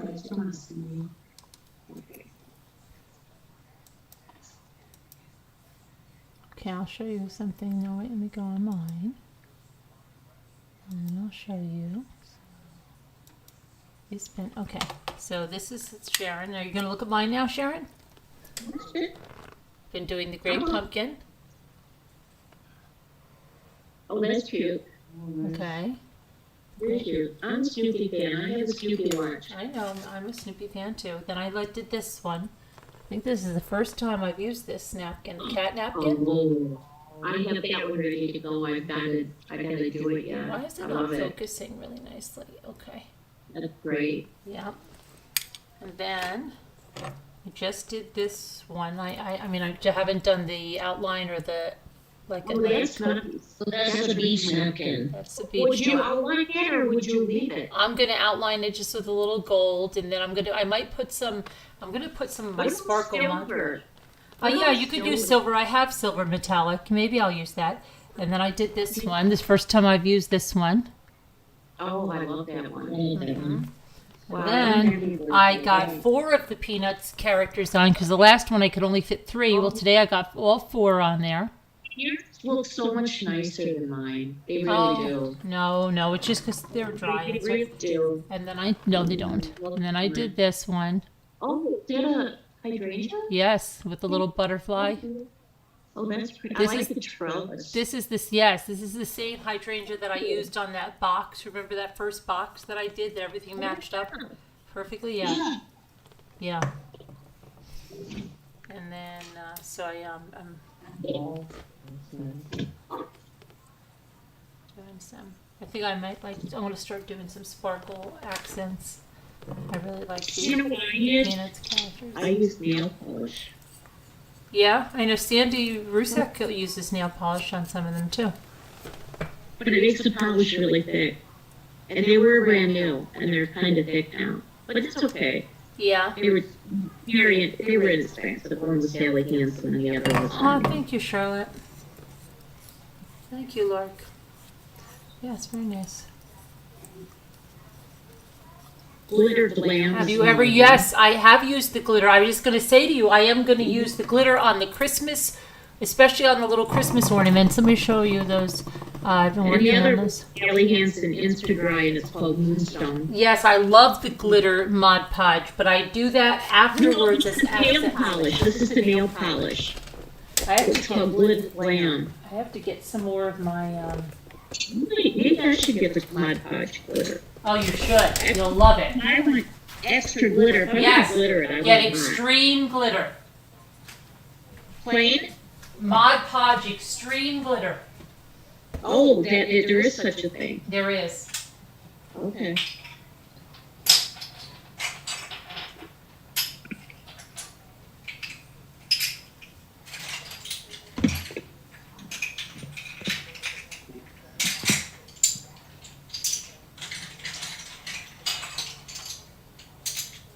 Busy. I got the fan going here to dry them. Quite an operation there, huh? Okay. Oh, this is so good. I put glitter on. This is So these are the ones I'm going to put the glitter Mod Podge on next. See, because I'm going to use it on the snowballs, which are hard to see right there. Can you tell I have glitter on them? Wait, hold on a minute. I can't see you yet.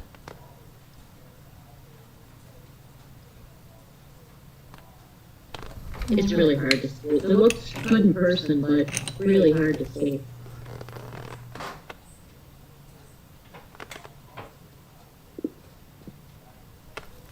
Mine are not focusing very well. But I'm going to put the glitter on them, and then I'm going to put the little hangers on them.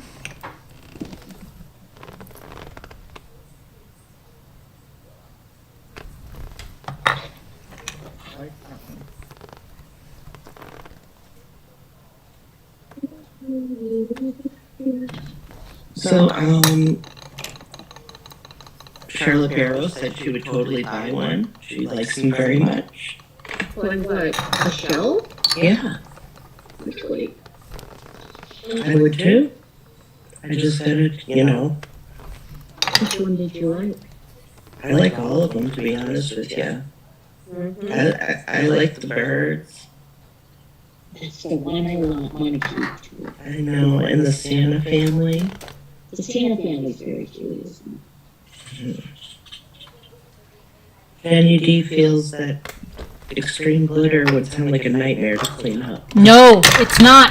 Oh my gosh, it's not. It's hooked into the Mod Podge. There's no mess at all. It's all the fun of glitter with absolutely no mess. There is. Most face it. Oh, It's yes, not you'll fair. love it. I don't get to see that family. You'll love the extreme glitter. That's what I love most about it. It brings the fun of glitter without the mess of glitter. It's the best thing ever.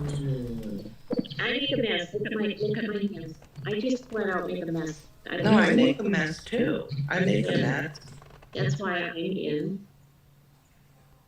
I'm always making a mess when I decoupage, and that's okay. Yeah. I've got all my I don't know why they won't focus well here. Because it won't focus well. But yeah, I have all these that I'm going to put the glitter Mod Podge on. Oh, I like that. That reminds me of, what's his name? Thomas Kincaid? Yes, Thomas Kincaid. Yes. Oh, okay, yeah. I love his stuff. You know, I discovered him way before anybody knew about him, really.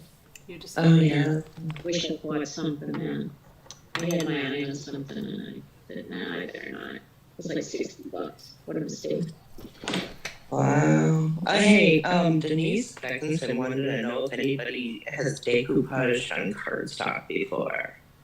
I haven't, but I have some and I'm thinking about it. I think it will work.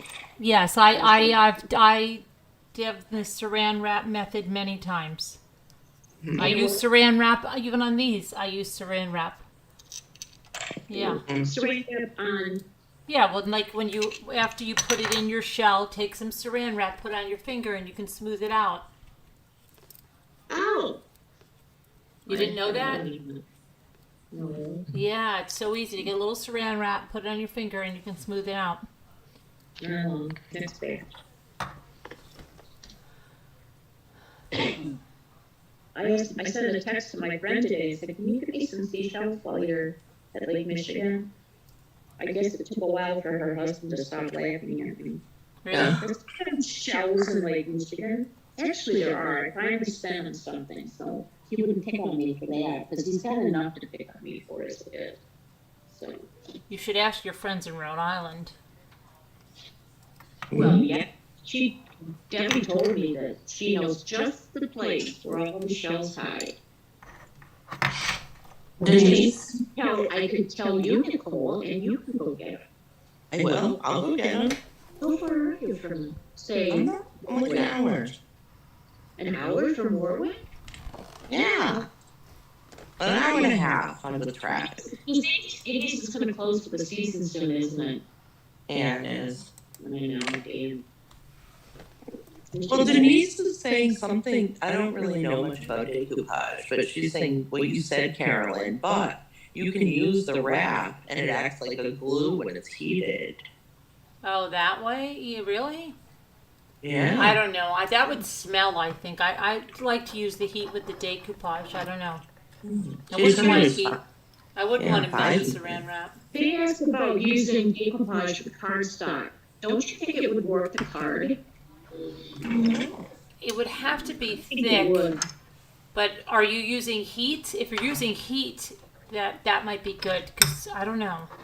You know what I do? I try it on a piece of similar type paper and see what happens. I think I have done it on card. I've done it on canvases, like, so that I think it would be along the same lines. And I've done it on burlap. So. The canvas fabric's different than paper. Canvas won't work. I don't know. But paper will. Mm-hmm. It won't be. As soon as it gets wet, you know how it is. Even if you spill a drop on something, it leaves a mark. I don't know. I try on them. You know, Jeannie's talking about Life. Jeannie's talking about Life does it. She makes cards with them, so maybe she should come on. She's always saying that she's going to sell something, but then she never comes up to sell it. So, Jeannie, you should show us if you have that. Look it up. It's very interesting. Yeah. I will. I'm always looking to decoupage new stuff, like decoupage this little Christmas planter. Oh man, look at that. Is that plastic? It's wood. It's wood. Yes. Oh, that's even better. Oh, look how cute that is with the jingle bells. Isn't it?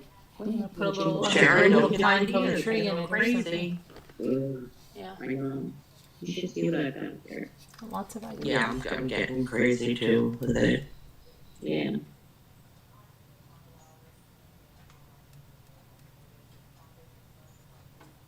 I've got plastic popcorn things that said popcorn all over them. Right. And I took it off the nail polish remover. And so I painted one with white. Oh, that's a candy. That's just a tin can that I did last year. Look, all it is a tin can. I love that. And I keep my stuff in it. See, Very cute. Christmas all year long here. Christmas all year long. I love tin cans. They're so useful. Can because it's smooth. What? Are you better off with the ridges? The ridges are nice because you can actually, like, it grabs your napkin and it pulls it in, and it's nice. Oh. How do you make it go in there though? Do you use I use that. This is where you use the saran wrap. Very important on the tin cans. Saran wrap is your best friend. Yeah. Or yeah, okay. I was gonna say a rubber glove, but no. Yes, you can. You can use the gloves, the ones that the real cheapy ones made with the cellophane stuff. Do you know what I'm talking about? The blue trial. You know. Yeah, I'm talking. No, not the nitrile. These are the ones. Look, these are the ones you can use. Look. Oh. Yeah, the real cheapy ones you get them at the Dollar Tree. They have them. These are the ones. These will help you out so much. I use these all the time. Best friend. Saran wrap in a hand. It's your best friend. What? I use the back of the brush, and I just kind of poke it down. It's your best friend. What do you poke down? When I put the thing like in the shell. And it's like sticking up in a couple of places. I'll use the end of the same brush that I'm using to put the stuff on with, and I'll just poke it down with the back of the brush. Okay. And then I save these bottles too, and I do these bottles. I have one ready over there. I'm going to do something on it. Oh, are you going to put like a creamy colored one on that? I wouldn't put a white. I paint it white first. Oh, all right. Underneath, yeah, so it pops. What are we ladies making? All kinds of stuff. Sacks. Leaf fan.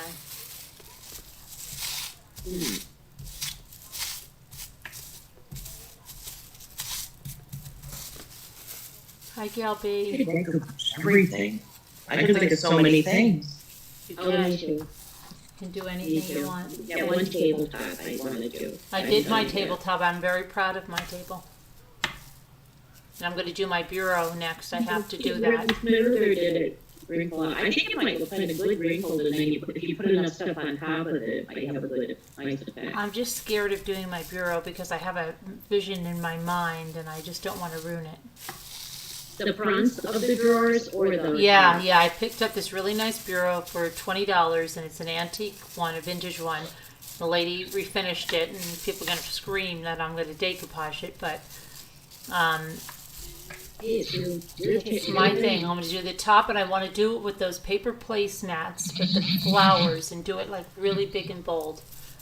And I have it outside, and I told Danielle I would do it with her because she wanted to do one too, but I don't know if we should all get together. Well, she's ghosting us. Cover your project piece with saran wrap.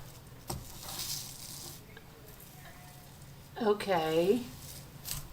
And then what?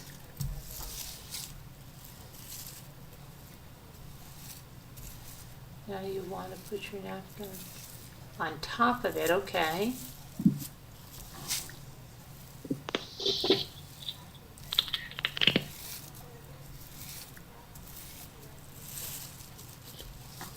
I've seen a wet napkin transfer. I don't think I could ever do that. Oh, the napkin you get wet? Oh, it's horrible. You sew it and you're like, oh, I could never do that. It's so scary. It's so scary. You have to do it on a piece of like a sheet protector. Oh, it's so scary. I'll bet I'm not interested in trying it even. At least it starts to clear up.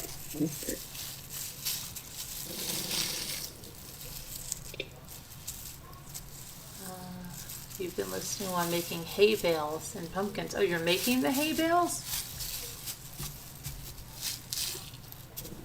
What are you making them out of? Air dried glue or something? You're not creative.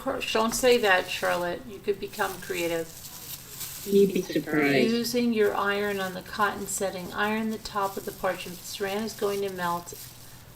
It only takes 20. I don't know. I think I would still use the Mod Podge. I don't know. On the paper, iron it? She's saying that she's saying you put the napkin, instead of doing the Mod Podge, you put saran wrap down under your project, and then you iron it. You'll melt the iron, you'll melt the saran wrap. Well, that's what the thing is, but I think I would get a headache from that. I think I'll just prefer the Mod Podge.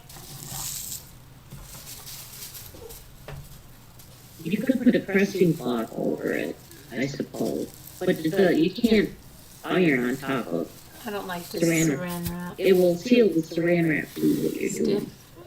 foam, raffia, and twine.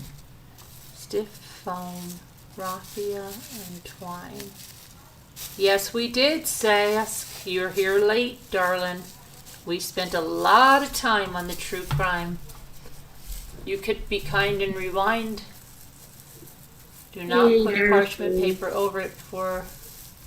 No, you put parchment over it for your iron so it doesn't smell. Yeah, but I think just by melting it would smell. You still, even with parchment over it, you would still melt your saran wrap. Yeah, well, you're supposed to, but Because oh, you're supposed to melt it? Yeah, that's supposed to be your glue. I don't know. I don't think so. Not. If it ain't broke, don't fix it. I'm gonna keep with the Mod Podge. I know. Yeah. Having really good results with that. If you look at, I understand. You know, I get it, Denise. I do. I get it. I think I'm just gonna stick with the Mod Podge though. I think I'm just gonna stick. Tried and true. Yeah. Look up other techniques. There's got to be other techniques. I suppose you can find them on YouTube. There are, somewhere. but I mean, I think the techniques that I have work well, you know, and I've perfected them. So. It makes me nervous. Yeah. What makes you nervous? The saran wrap, ironing the saran wrap. Yeah, I don't like. I'm not a fan of the saran wrap. No, completely. Not like that. I prefer that. Yeah. Gotta find my glitter Mod Podge. Yeah, it's hard to pick up the glitter, but it really is glittery here. Really glittery. I put like 3 coats of nail polish over it. And it goes on clear except for the glitter. Looks really good. Maybe I'll send it to Nicole. Yeah.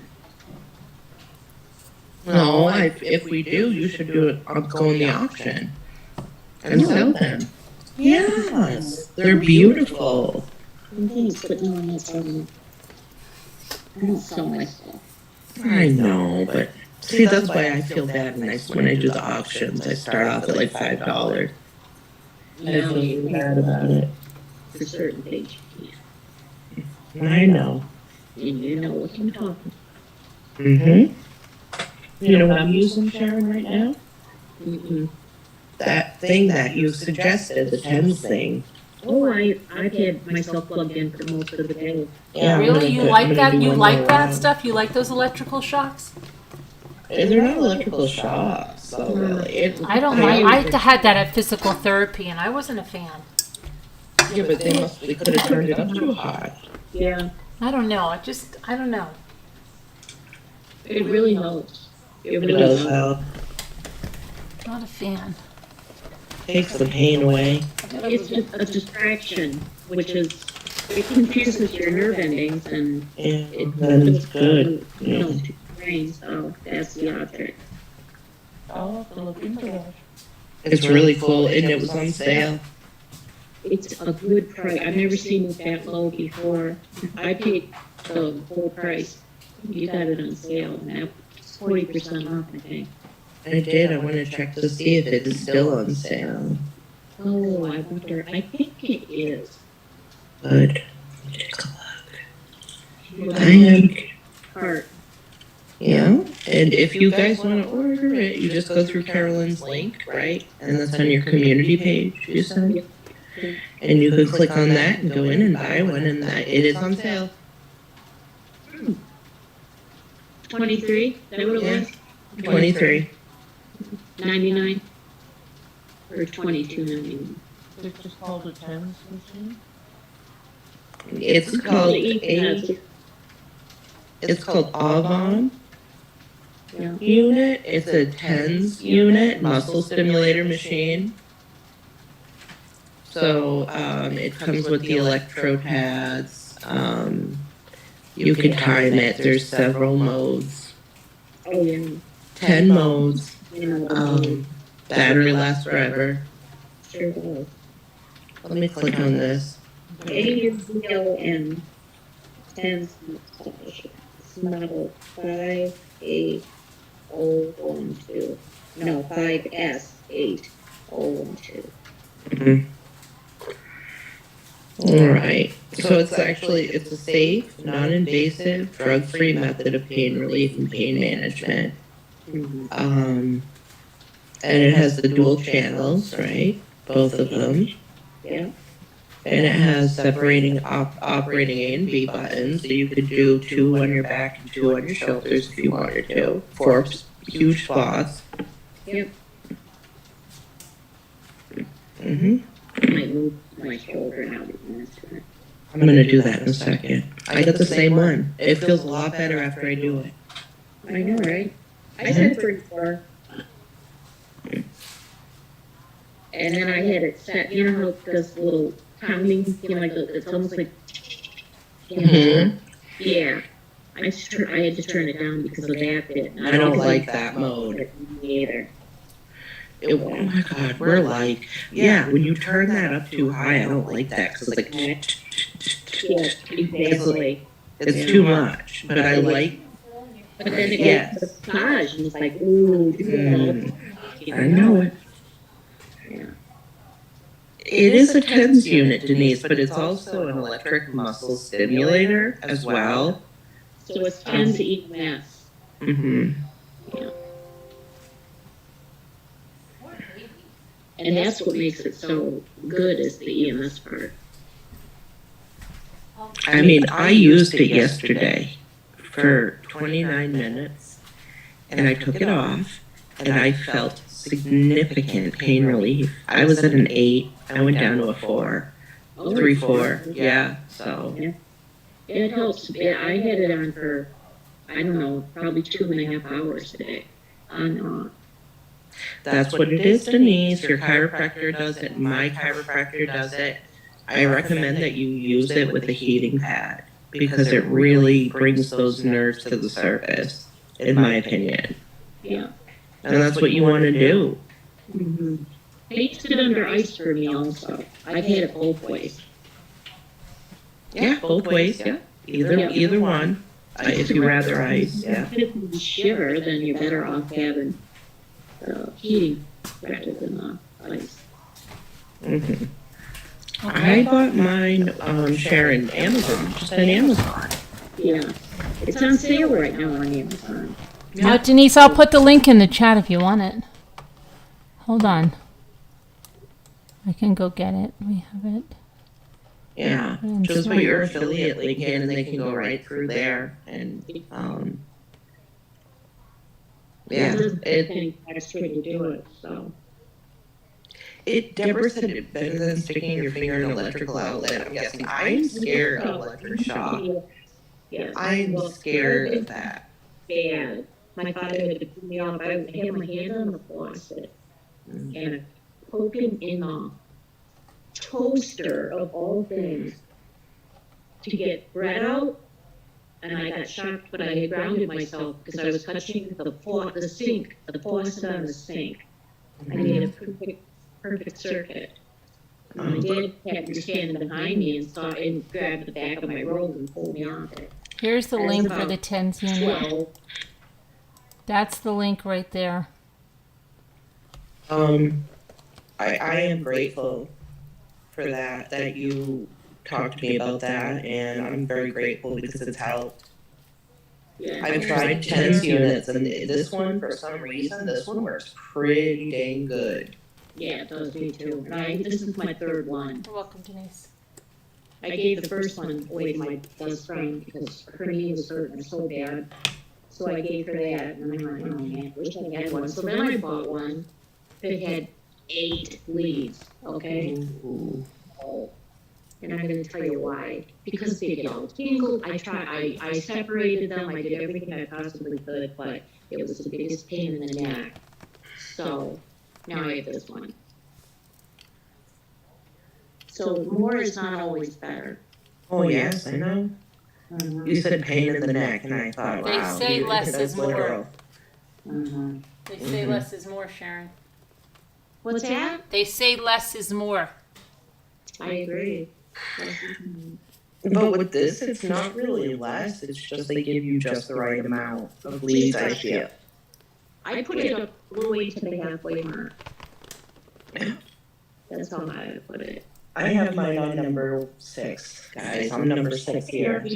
I do number 6 on the right side, but I can't do it on the left.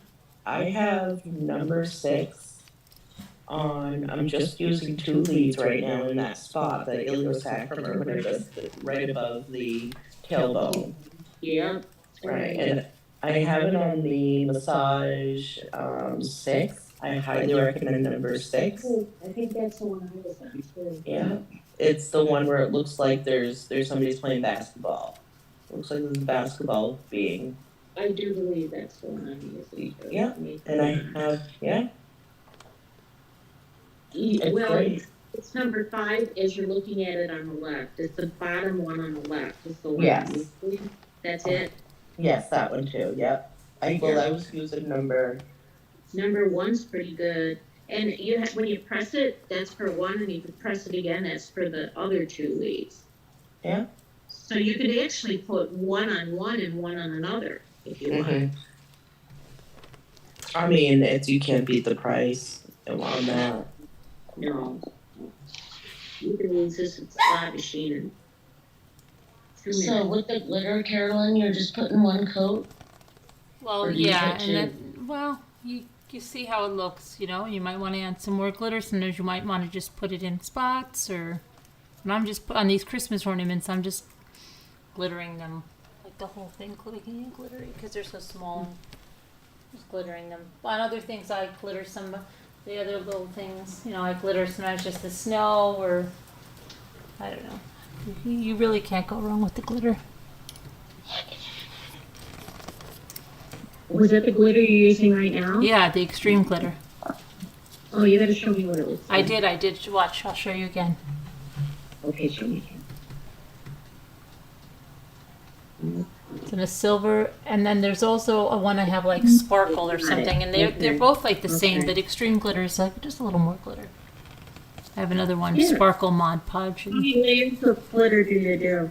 Well, just one? Depends, you know, like if I like the way it looks, good, or I'll put more, but this really does a nice job. It's hard to show you right now, but because it's wet. But it'll be really glittery. Yeah. This is a case of more is more. Yeah, more is more. Less is less. Yeah. I don't think you have too much glitter. I really don't. You can't see my glitter. It's really, really sparkly.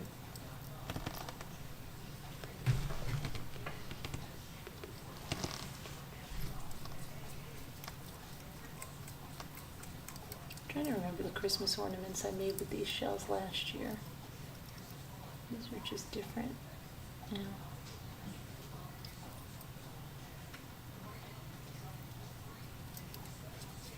I don't remember the ones I made last year. These are so cute with the little houses. Just turn the fan off. You can try just in the air. Oh my goodness. I think I did the rim. Yeah, it's 24%. Yeah, I've done all the way around. The chilies, the 3.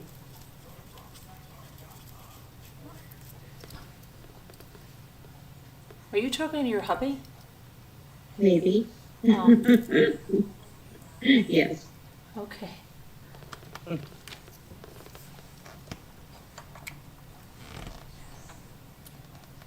I think Kevin's decoupaging too, but he won't show us. Oh, he is? I think he is. Because he Show us said, Kevin. Kevin, you should show us. He said everybody is decoupaging. That's cool. I don't know, I got this sudden urge to do it. I must have gotten vibes from you guys. I guess.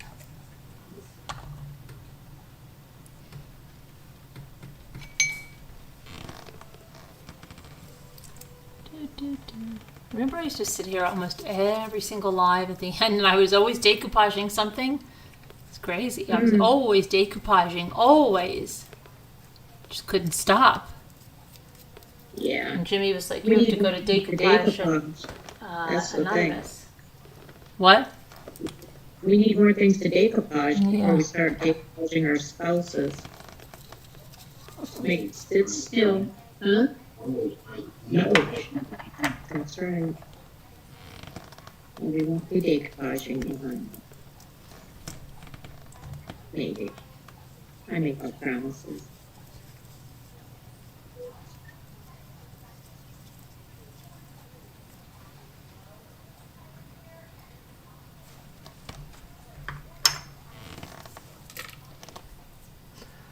Just quiet because I'm eating pizza, that's all. Oh, okay. Pepperoni? So. No, my favorite, margarita. Margarita pizza. What's the name? Do you remember the rhyme, Marguerite, go wash your feet, the Board of Health across the street? No. You don't remember that? My father tells me that was a big thing back in the day. They used to say, Marguerite, go wash your feet, the Board of Health's across the street. Oh, no, I don't know that one. No, that's It sounds like something you do to the jump rope, right? I don't know where they got it from, but I used to say, oh, come on, yeah. Yeah. Yeah, we had a lot we did with the jump rope. Yeah. Teddy bear, turn around. Teddy bear, touch the ground. Teddy bear, go upstairs. Teddy bear, brush your hair.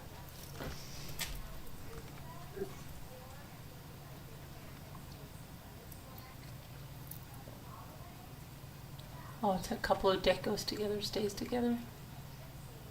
Oh, okay. Chris Ray, I sent you that, the name of the TENS unit in a message. So it's called Avon, if you don't know Avon, AUVON. Yeah. It's right in the, it's right in the Slack. Yep. Oh, okay. In general? Yeah, I put the link that you gave for the unit that you gave to Nicole. Yeah.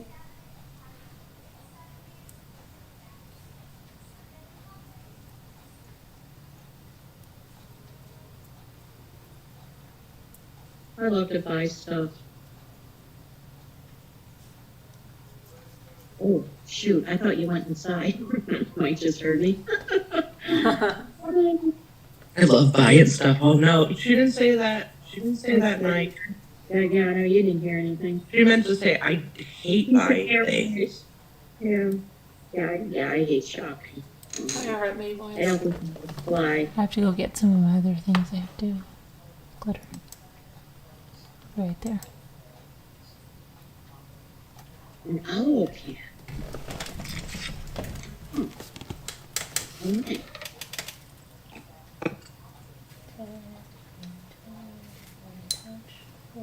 Yeah, heart.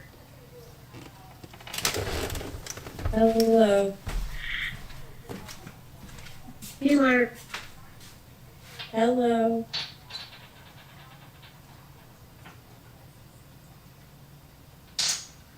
Don't forget to like the video.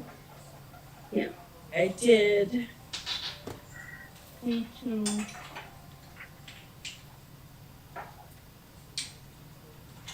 It never gives the right count on the color. Like, Never. Never. I'd like to Marco. I know that Canadian accent. Anyway. Marco, hello.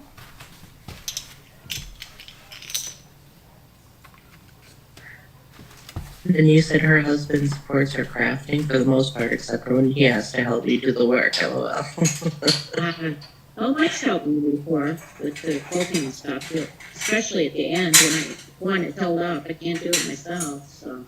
And Denise said she was trying to learn to use power tools on her own, but she needs adult supervision. She said, even though I am an adult, I would be terrified to use a power tool. I've never used one. When we first got married, I'd call Mike up and say, "Where's the drill? Or where's the what's the one that I used to use? Where's the drill? Yeah, where's the drill? Why?" Oh no. Yeah. Make him nervous. Why do you need the drill? I want to hang some things. Better not come home when there's a wall missing. Right. It's like, no, I'll be all right. That's funny. Yeah. I was really good at eyeballing things for level, as far as level. Mm-hmm. Yeah, me too. Yeah. I'm good at pool. I'm good at the game of pool. I'm very good at it. Are you good at it? No. I want to, be able to suck him into giving me money to play. So. Well, you have good aim though. You have that. It's like, I don't know what it is. It's like you can see the line, like where to hit the ball to make it go in the pocket right away. Yeah. And you could see. Exactly what you're. So you would probably be really good at it. I'm really good at it. I found out by accident. So, yeah. I found out that I was a good shot by accident. We were at a friend's house and he had a range in his basement. And said, "Oh, you want to try this?" And I said, "Yeah, okay." And then it's like, "Well, where'd it go?" I couldn't find it anywhere. Look in the bullseye. Oh. You got it right. That's the last time they let me use it, too. That's awesome. I have good aim, too. Not a competition. Some mistake. What do you think I do that you would never guess in a million years? Archery. Shots. Hey. Did you hear Mike? No. What? I didn't hear Mike. You didn't? No. Yes, archery. I can't believe it. No, I am very perceptive, Sharon. I am. Okay. And I'm the same way. I'm like you. We're alike. How perceptive? How high do you think I won? I think you're amazing at it. I think you have amazing aim. I just do, because I'm the same way. Oh, I have Not a competition, Nicole. State champion. I was state champion. I believe it, yeah. Hey, that's not surprising at all. I guessed it right on the money. I have the trophies downstairs. We gave about 98% of them to the Boy Scouts so they could use them. So we gave them away. But I got one that's about, I don't know, 3 feet tall, maybe. I would hang out with you all day with doing archery and stuff. I love that kind of thing. I worked in an archery shop. I made arrows all day long. And then I also, kids would come in to learn how to, do archery, how to shoot. And they would be in the range, and I'd go in there and say, "Okay, I'm going to be the one showing you how to shoot." And they go like, "Oh, a girl," So I just real quiet, like just go over and pick up my bow, which was always out, and put a few in the bullseye, and then I'd hang up my bow, and they'd all be ready to learn that. That's awesome. And I didn't use the sight. I never used the sight. It's called bear bow. It's Mm-hmm. not a competition, I said, girls. It's amazing. And multi-weight, too. Well, if you ever take me to a carnival, Sharon, and you want to play those water gun games where you have to squirt that water right in that to make the thing, I will win you all the prizes. I'm so good at that. Excellent. Yeah. That would be awesome. I love winning drunk. Much my husband knows that too. Mm-hmm. You have to come home with a little toy or something that's cute, like to bring home. Oh, I do. I do. I bring them home. I think of them as like cold out there, like overnight. And you're just bringing them home, giving them a nice place. Oh my God, you sound like me, Nicole. Well, I'm the same way, though. It's weird. You're like, why you come home with me? It wants to come home with me. Can't you see that? I feel that. I'm the same way. For a while, in fact, it's since yesterday. Okay, this can stay here. Okay, I'm moving, changing a venue. I'm going upstairs.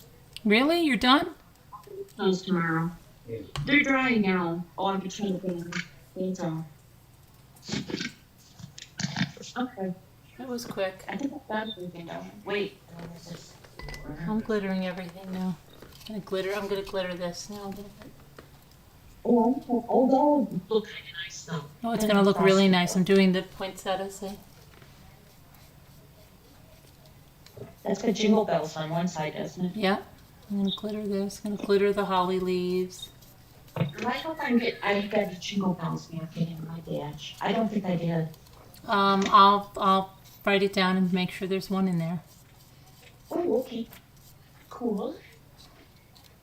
I'm excited for Christmas. I am too. I want the tree up. It was I want cold. the tree up. Oh, kind of cold today. I think it means it's time to put the tree up. But isn't it time to put the tree up, Lenny? Not yet. Not yet. It's the Grinch. We put it up like the day after Thanksgiving, but I want to try for earlier this year.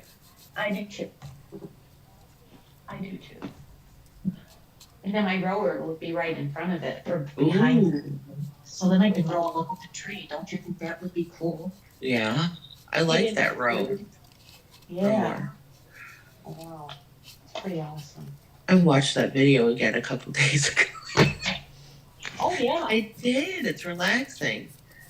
Oh, yeah. You get into a Zen-like thing. I do.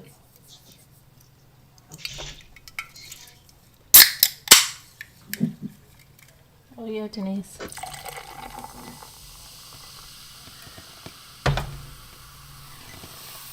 LMNW, let's have a bow off. Do you do archery too, LMN? Oh, I thought we were going to be making bows.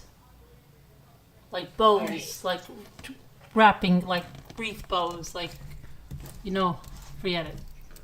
Are you good at bows, Carolyn? Like gun presents, like curling that Yes. stuff? Like, Yeah. You know what I'm talking about. Yes, I am good at that. I used to, oh my gosh, I once used to obsess when I wrapped presents when I was like 18. You should see what I did with presents. It's crazy. Well, I like a nice present. I like a nice, like no lumps. Right, no lumps. Oh, my daughter is a terrible wrapper because she's left-handed and she's just a terrible wrapper. Mike's very picky about the wrapping. Really? Kind of. He measures it, then he cuts it really carefully with a knife, not scissors. Yeah. And then, then he tapes it just right. And it's like, just throw it on there. Who cares? And then I decorate the packages. I think Denise, she said, I have no talent in making bows for gifts. I feel the same way, but I think we might be wrong. Because I think we just need to go slower and figure out a way to curl them and organize them. But I think we can do it because I didn't think I could decoupage ever. And I am. And my kids are. Yeah. Have you showed us anything you've made? Have you showed us anything you've made? Yeah, I showed you some shells and stuff. They're all over the house. Do you remember, Sharon? What? My shells. Remember my curly shell that I showed you? That weird shaped one? Yeah. And that. I'm not really remembering that, Nicole. That's okay.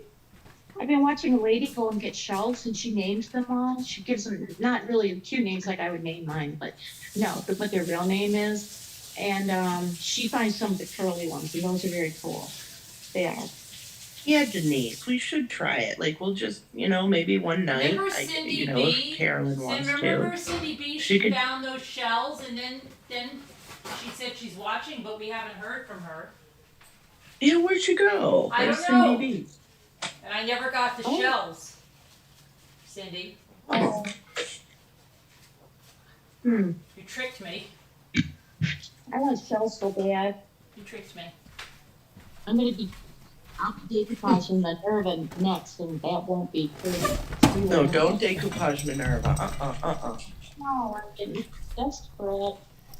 She's beautiful just the way she is. Peel bottles. Make them pretty. What about fabric? You can decoupage anything. Yes, you can do those. Yes, you can. I can do those, and I have a bow maker thing that I got at the thrift store for $2, and it was brand new, and I used to have a bow dabra, but then. No, way back in the day, they used to make ribbon. Mm-hmm. Just dampen the ends of it; it would all stick together. Ooh. Oh, make the most amazing bows. Oh, no, but. Oh, I can still make bows, but you need a stapler. Like you can do it all, and then you want to staple the very middle of it to hold it all together. And then you hide that with another little loop to staple. Maybe we could do like a tutorial or something around Christmas. Maybe, so yes, we can kind of teach each other how to do it. Isn't it funny when people unwrap your gifts and then they take everything and throw it in the trash? Like they ball it all up. Or the other people that take like an hour to take it off because they're saving everything and they're folding the paper up. Daddy always did that. And we go, Daddy, we've got lots of paper. It's not the paper, it's the bows that I make. And it's like, then I go through the trash and I pick them out. I reuse them. Yep.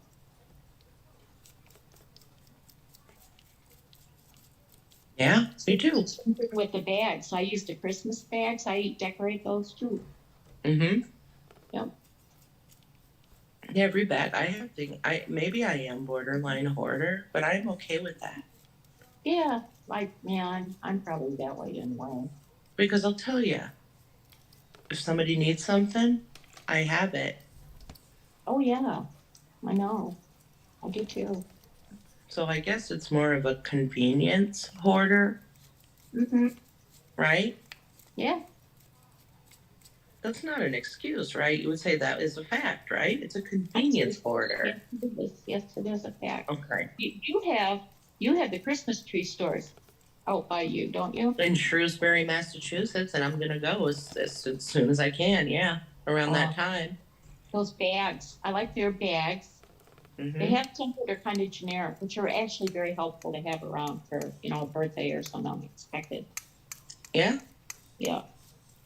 We could paint them. We can color them. My daughter can draw something on it. Yeah. Yeah.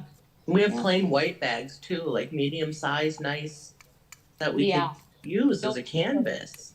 Yeah, those are perfect. Oh, I'll bet you could decoupage that. I wonder if I could. I see it right now in front of me, and It might work. But if it works, I wonder if you could iron it. I think it is thick enough to where I can. I believe so. But you can't use steam because the decoupage stuff is not waterproof.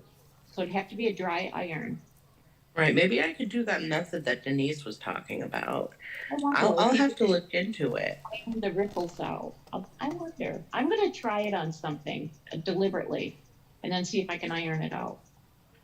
Yeah, Denise said if you have a Cricut, you could make your own gift bags, some really cool looking ones. I have seen them, like those purses. You know how they do the designer bags on the Cricuts? That's cool. No, I didn't know that. They make... Yes, like Coach and like Louis Vuitton, like they just put it on there. And it's just like paper, but it's the coolest thing. They're gift bags. Oh. Who does that? Okay. Who's doing that? I've seen it before. My roommate's mother does that. With the Cricut. With the Cricut you're talking about? With the Cricut. Yeah, yes. Oh yeah. Your roommate's mother does it with the Cricut? she does. Have with you a introduced cricket. her to the channel? I haven't, but I don't talk to her. That she lives in Kankakee, Well, that doesn't matter. Illinois. It's so, okay, because anybody can watch us. Right, I But guess she I could could do a tell her, I mean- tutorial if she does that. She could come on and do a tutorial. But I do tell everybody for the most part about your channel if I pick something up. Like from somebody on the Swap and Shop, Right. which is like the local yard sale page. Right. You know, if I say that, I'll say, yeah, we do auctions and stuff. Are you and some of walking the stuff around is with really, those cards that I gave you? Yeah, I'm handing out those cards. Oh, okay. And But you really need to get to your roommate's mother. Right, and then the cards with the crock requirement that you have to pick the size, right? Yeah, you but have the to have ones the that Crocs. the ones that you can give to everyone you meet. Okay, yeah, I could do those, yeah. But people like their own styles, you know. I know, That's but true. just say follow us and have all the links. Remember? Right, and you have to pay your dues as well. You're Well, you know. that goes without saying. What kind of club would it be if you didn't have dues, right? What That kind of makes you club? feel important and part of the membership. All right, absolutely. True.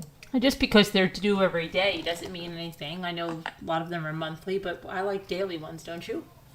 I do. I enjoy the daily one. Yeah, because then everybody can feel like something every day. Mm-hmm. I like it. I need to Absolutely. start taking the tablet in the sewing room and watch you. Okay. You know, like while you guys are doing this, I can sew. Oh, they were not cut good? Oh, yeah. That's okay. Well, you live and learn. I've learned a lot about sewing since YouTube. It was very hard before YouTube. But then I started to do things after YouTube. I've got to wash my brush.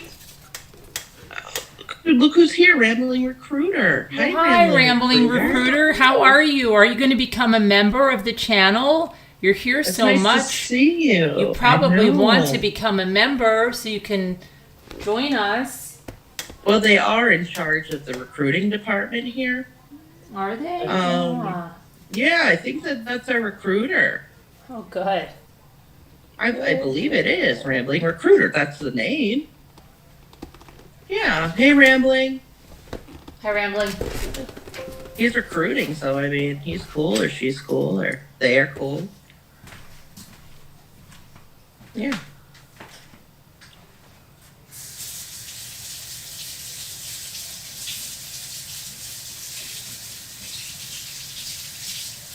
Oh, so she was. So Denise was making purses and wallets out of fabric before she bought a Cricut.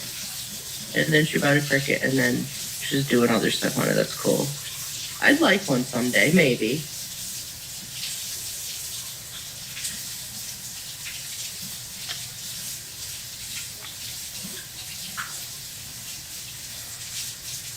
Yeah, I think I should do live sewing, and then people can replay in my sewing room where they can watch the if they want. Don't you think? I would love to learn. Yeah, it's usually not that hard. All you have to do is be able to sew straight and keep. I'm always happy. And keep your. You can sew straight. You can shoot straight. You can sew straight. I sure keep can. Keep your quarter, your seam a quarter of an inch. That's all. You know what the one thing is that I can't do straight? What? Is walk. Me either. I go to the right. I do. I go to the right. I go to the right too. We both my right leg's shorter. We can't walk side by side because we'll both push each other into the wall. Yeah. Maybe we could get like a big shoe that we could share, right? Wait, that wouldn't work. Is yours on the left side or the right? I have a tendency if I move to the right. So I would If I'm have walking, to. I don't even know I'm doing it, but I will go from the left, like cakewalk to the right. Oh, Kevin, your neck hurts? He said he's listening. He needs to lay back and stretch his neck out. Did I teach him the neck exercises that physical therapy does? I don't know, Kevin. Did you tell? You didn't tell me about them. No. I do every now and then. Is it a neck exercise? An exercise? Can we call it an exercise? Oh, I know. 'Cause you're, Yeah. well, you're exercising the neck, so it's an exercise. You keep your head straight and kind of tuck your chin down. What? Nicole. What's wrong? An exercise. Yeah, it's an exercise with the necks. It's an It's exercise. like jazzercise, right? That's a medical term. It isn't. Oh, I like that. Yes, Mommy Ramblings is happy tonight. She's always happy. Rambling Rambler or recruiting Rambler, whatever. Rambling We're recruiter. happy, Rambling. We're so happy. They're very happy and insightful too. Don't Very you? insightful. You just put the glitter on the tips of the petals. I bet that would look cool too. Or Look maybe at on Car- baseball. Isn't that so Look cute? at Carolyn Shell. Look, Rambling Recruiter. Oh, nice. Yeah, I can see a little sparkle. So You gotta this move is the happiness inside a shell, Rambling Recruiter, and you can hang it up and look in there and feel happy and pretend you live in one of those little houses in there and imagine what it looks like inside and the family that's inside there waiting for you. Yep. It shell's way smaller than it looked.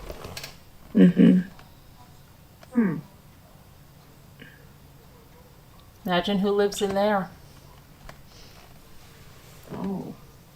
I don't know. Scrooge? No. Somebody happy. Rambling Recruiter said they don't usually share their insights, but it was a special happy night. Well, we appreciate the insights that you share. And, it's nice of you to stop by here and hang out with us for a little while. Did you get really good happy news today like we did? I hope so. Yeah. Night, Element. What's our happy news? Did we get the box?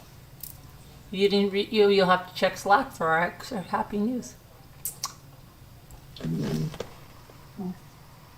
Good happy news. Happy. That's really pretty. Isn't it? That's more comforting feeling. Isn't it? I know. It's very, very beautiful. Good night, the world is hard LMNW. enough, It's nice to be able to just sit back and do your own thing. But the world is hard enough. Happy. We're so happy.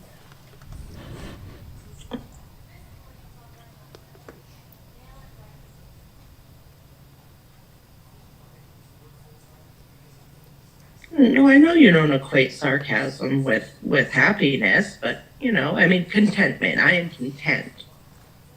Happiness is, I don't know. If you're always happy, that's just kind of, I don't know, realistic. It's not realistic, but contentment is achievable. I can't really release Definitely. that right now, Rambling Recruiter, because it's legal happy news. Legal happy news. So yeah. but it'll be out soon. You can't share it now because It's fine. Look at this. Look at the snowman rambling. Oh, hello. Those are the same as mine, only I added 2 extra children. Oh, and I added a wife. Oh, you added a wife too. I did. I gave him a wife and 2 children, 2 more kids. Okay. I'd have a long short one. Hi, Tammy. Hi, Gail. Who came in? Margot, Liza, Sharon. I don't know who came in. Christy. It was Tammy. Why am I trying Hi, to scare Tammy. anybody rambling? I'm not a scary person.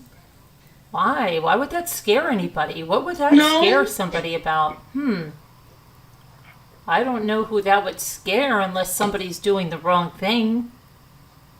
Unless somebody's doing something that's against the law? I don't know. Shouldn't scare you. You toe the line, don't you, Rambling Recruiter? You toe the line. Hi, Tracy B.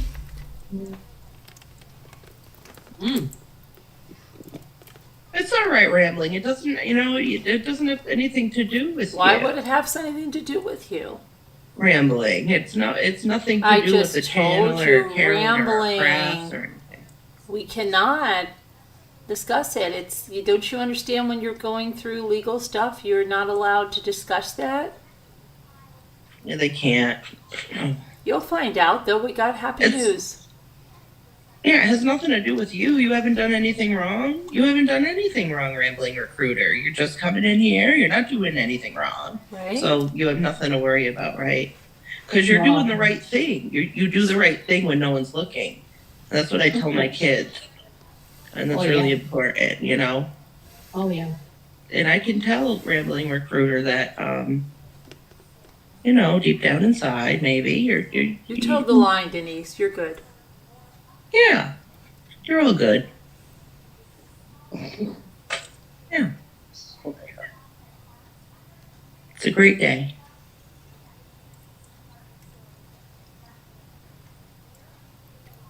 It's just different rambling. Yes, she has discussed them before, but it's just different. It's a different thing, rambling. Yeah, it's just a different thing. Different when it's different. With each case is different. And I don't even know what it is, rambling. I don't know, and that's okay. I don't need to know. I don't care to know.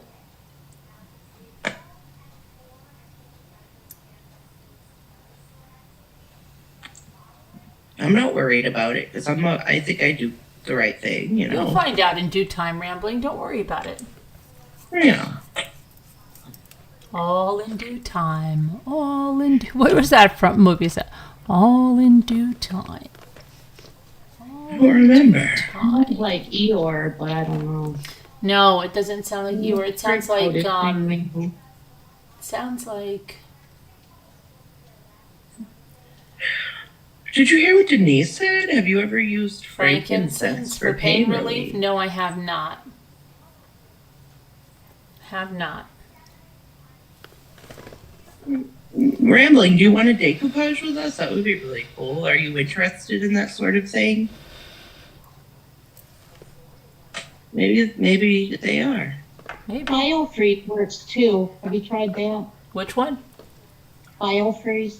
Oh, biofreeze. Isn't that to freeze things off your face or something? No, I'm serious. Isn't that the stuff the dermatologists use? Is like if you have a little skin tag on your face, it freezes it off. That's CO2. That's dangerous to put in the hands of the public. Oh no, the dermatologist uses it. He has a little can on the thing, and he goes like this, like cheat, cheat, cheat. The physical therapists use biofreeze. Oh, biofreeze. Okay. Yeah, I think I did use it when in physical therapy. Yeah, you can spray it. I have the spray, and you can use it in any direction, which is nice. And how do you like it? Because I'm going to get that too, if you like it. I do. I recommend that you spray yourself in one room with your exit right in front of you, and then set the can down and leave the room and close the door. Because it's got like fumes from it, like. What is that? Fumes? You said? Menthol-y. They're like, Oh, fumes. And so then you just put your shirt back, whatever, and fumes. I see. Fine. Mm-hmm. Yeah. I kind of bundle up when I use it. I put my robe on and I know. On top of that, I wear 2 robes at home. Shira Rambling said it's hard to think of napkin art. She's not teasing anyone. She was just telling the group she was excited about something that's They're not teases, rambling, but if you have nothing to do with it, I mean, why worry about it? You can focus all your time on the napkin art because that's where you should focus your time. That needs focus. Yeah, it's nothing to do with you, Rambling. You seem like a great person. That you wouldn't do anything like that. Like you wouldn't. When you come in here, you've been nothing but respectful. So that's good. Everything's fine. Everything's good. Yeah, everything's good, Rambling. It's all right. Just breathe in the 4-4-4 method. I think Heartbeat Wise told us about that. Oh, You breathe in through the nose Isn't that or the true? mouth. Is it the nose? I don't know why it's not Oh, my focusing God. well. It's Do not you do the back focusing of well. it too? Sometimes, Wait, but I- it's not I wanna focusing. have- Pretty. It is not No, let me see. focusing well. It's, yeah, I was having trouble getting it highlighted. That didn't work. Let me try again. Why can't I highlight you? I don't know why it's not focusing well either. It's making me Here. mad. Okay, now try it again. I got you highlighted. Here, I've got it highlighted, but it's just making me angry. Because it's not focusing well. Hold on, it's Put it still back not focusing. A little tiny bit, back a tiny Yeah, bit. pull it back, yeah. Pull it back Still- slow. Yeah, right there. Wait, That's nice. wait, it went away. Yeah, it focused for 1 second. Still not focusing. Doesn't want to focus. Alright, What's with this? Why won't it focus? That's good. Wait, It won't focus, Sharon. there, that's not It's bad not right now. focusing. I do too. Doesn't want to Well, focus. thank you, Rambling. That was very kind of you to say. Yeah, I mean, we're just here hanging out and, we don't want to upset anybody with anything. We're just having a good time and hanging out. Life is hard enough, right? For everybody. That's the truth. We're all going through stuff.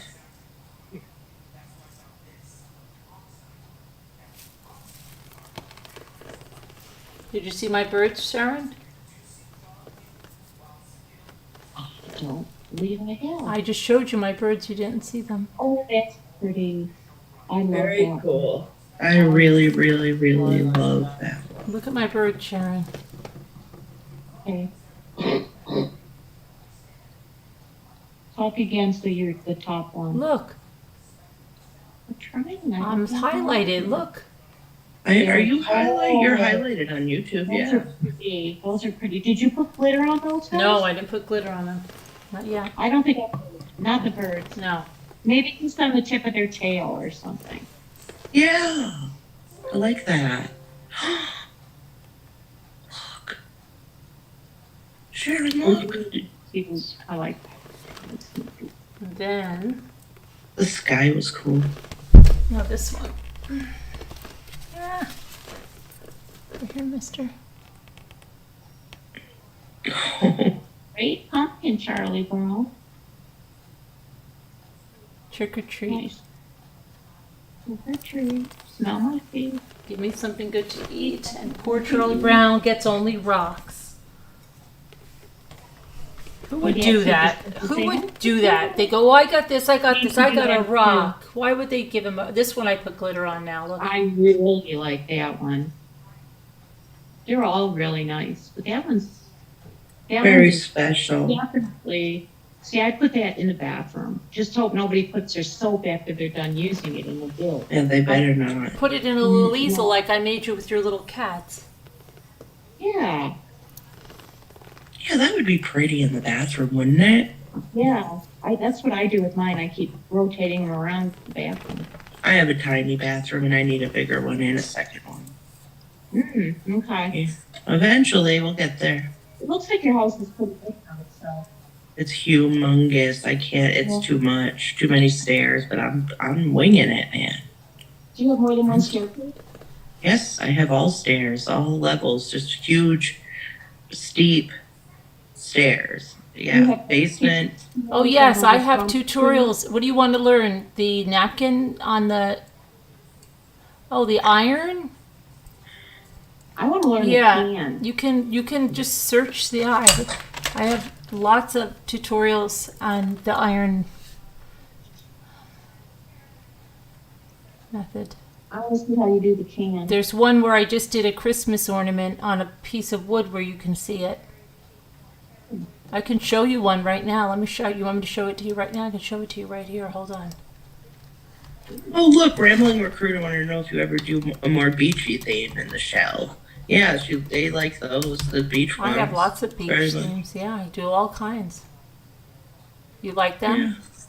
Can we see a beach one? I'd like to see the beach one again. I like that one. Yeah. There. Where did I put the beach? I just put it somewhere. Oh, here. I've got it. It's not done yet, but. See, Rambling, look. Look at how pretty that is. Isn't that nice? It's very relaxing and calming for me. That's how I feel when I look at that show. Mm-hmm. Do you feel the same way too, Rambling? That's definitely how I feel. And you can do it too. It's not that hard. Have you ever decoupaged before, Rambling? If I can do it, anybody can.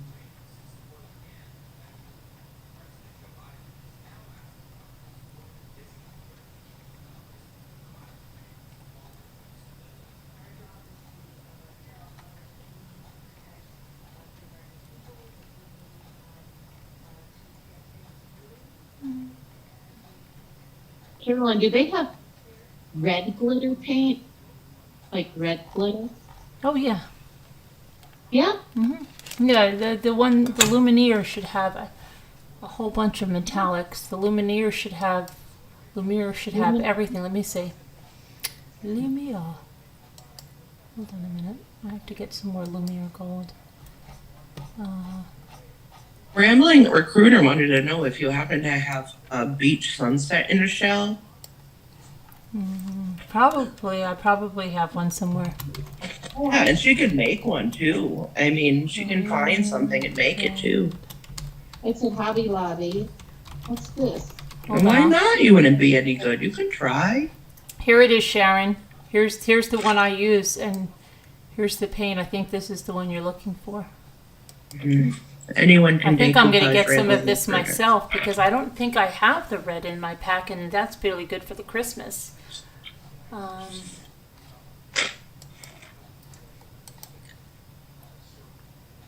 Okay.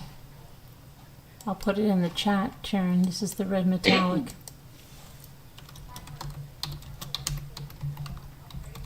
And I think you should think more positively, Rambling Recruiter. I think you would be really good. Do you see it, Sharon? Do you see the link? I see the metallic colors. I found it Lumiere. Lumiere, I just put the red one in there. Oh. I am optimistic. I know it is scary. I agree. That's just how I am. I just put it in the link. I put it in the chat link. The chat on the YouTube. I need to get some gold. The Lumiere. They have brass. They have bright gold. That's what I need. Ooh, look at this. And they have a really good multi-pack, but I don't think the multi-pack has the red. Let me see.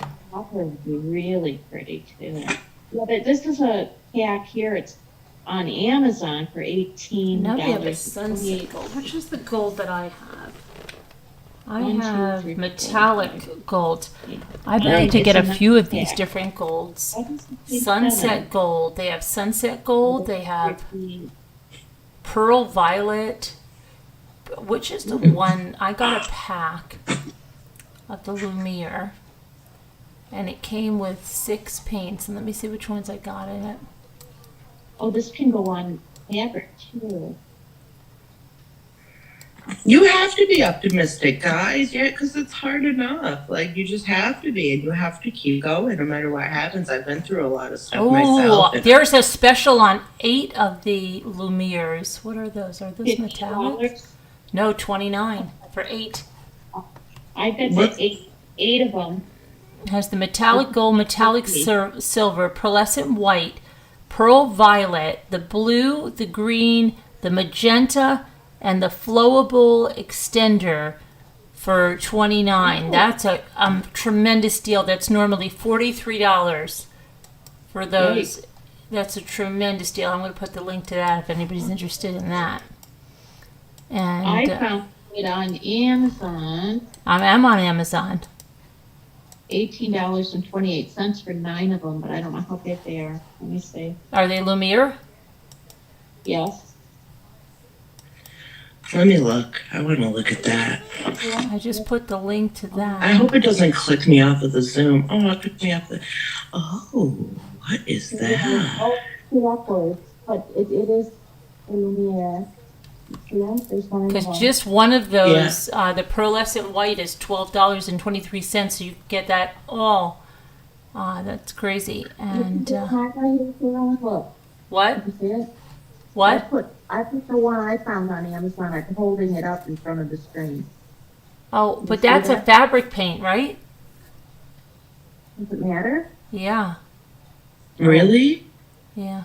Oh, all right. Denise wants to know if anybody's good at stenciling. No. Yeah. And she I've also stenciled. said that we need to all be more positive. For sure, it would help the world. But I agree.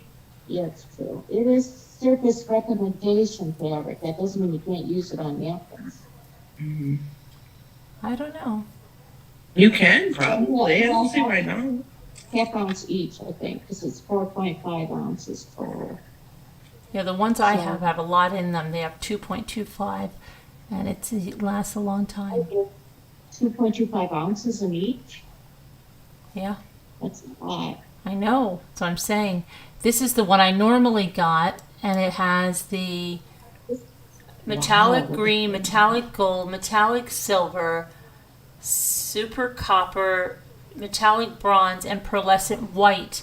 And that's the one I got, and that is 6 for $28. And that other one is really good because it has all those other colors. I think I'm going to be getting one of those. Oh. Because it has all of those colors for the same price. It's crazy. Yeah, it is. Lumiere. Lumiere, Lumiere, Lumiere. Oh, I like that. Let's see. I would only get the ones that I really would use, though. Like, I want the copper color and the red. Maybe the darker blue would be pretty, too.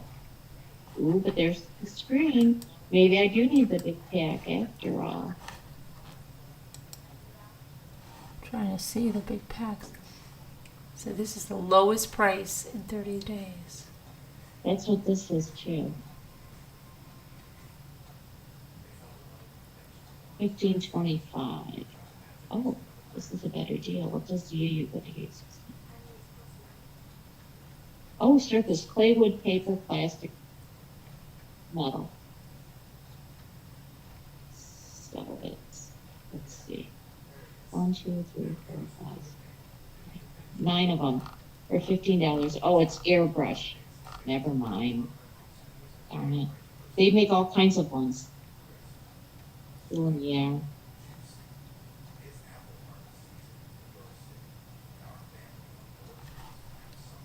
Let's see. Ooh.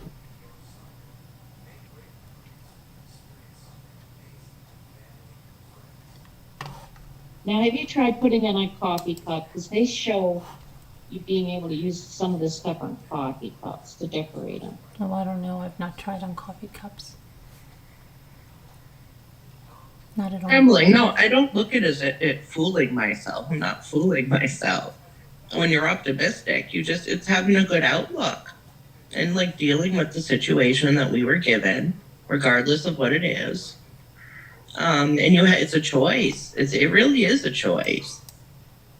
I mean, you can choose to be negative and do things that aren't very nice or whatever, or you could just choose not to, right? So, I mean, that's it. It's as simple as that, in my opinion. Right. You know, it's not about fooling anybody. It's not a fooling situation. I have had hard times. Fooling. That reminds me of that song. Remember that song? Fooling. Remember? Fooling. Who did that? Who was that? Was that Eddie Money? Robinson? I don't Was know. it Eddie Money? I think it was Eddie Money. Hold on, I'm chewing my think it pizza. I was don't want to be Eddie loud. Money. Here's $1.99, a dazzling red, ruby red acrylic paint. $1.99 on Amazon's Scooter. It's Sharon. Okay, and it's Lumiere? No, it's a Deku art, which is good too. Deku art. Yeah, here I'm gonna put it in there. It's on sale too. I'm satin. Wait, which one is it? I just It's put it. metallic acrylic. I just put it in there. Metallic acrylic. I just put it Hey, in. look at this. I just 20 of them. Metallic acrylic paint set of premium 20 colors for $18.99. Limited time deal. What brand? Metallic acrylic paint set of premium 20 colors. Professional grade metallic paint with bottles.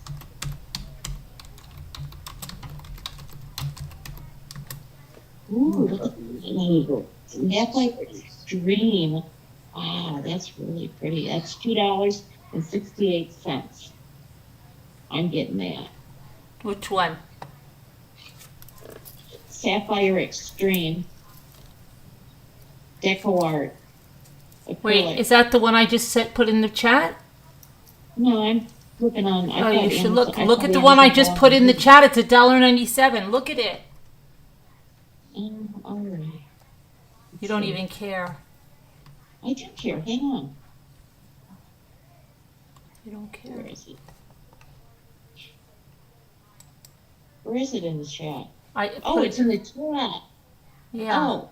Check out the last one. You have to go to the chat to do that. I'm not in the chat. I'm in the jacuzzi. That's what I call this now. This is the jacuzzi. Because that's how we talk, like we're in a jacuzzi. It's my opinion.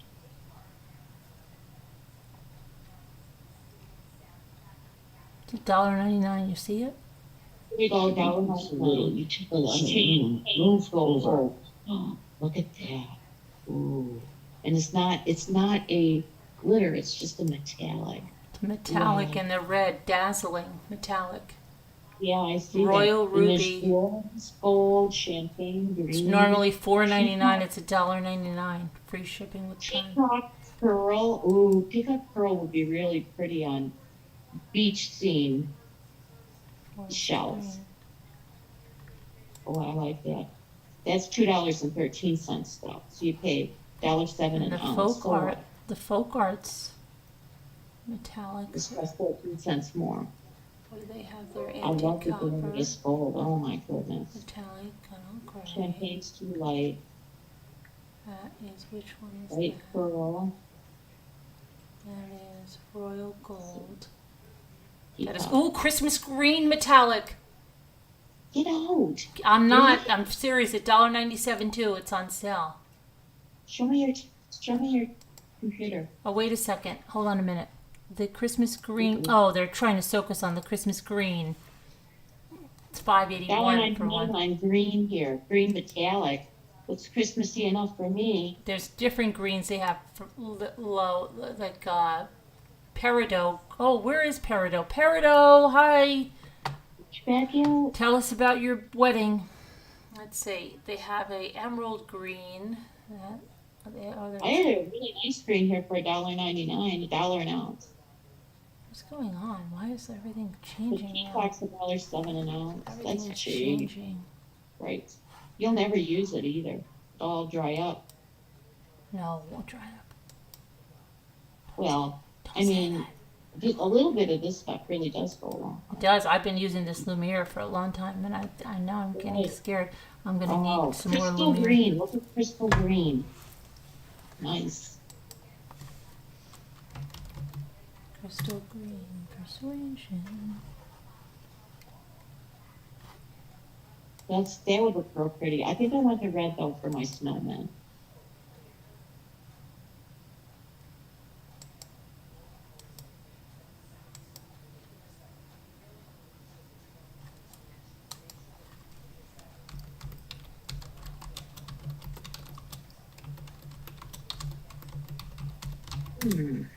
Oh, there's the silver. Dazzling metallic.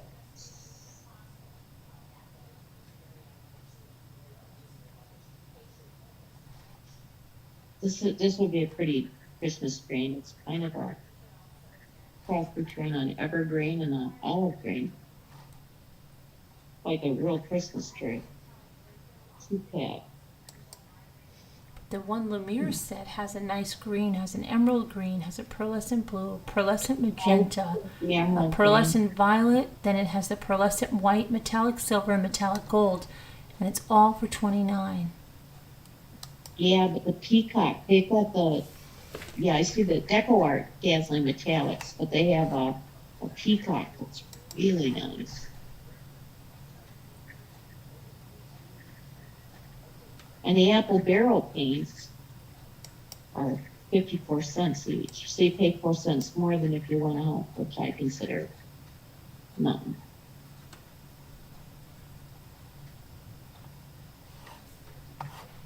Deco Art sheen paint. Go on, add them to my cart, buddy. Add them to my cart. Ooh, amethyst. What's this called? Deku. Deku. Deku Art.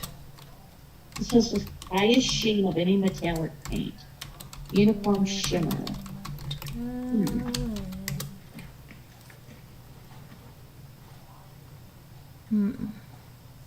Oh, this is pretty. Santa Red.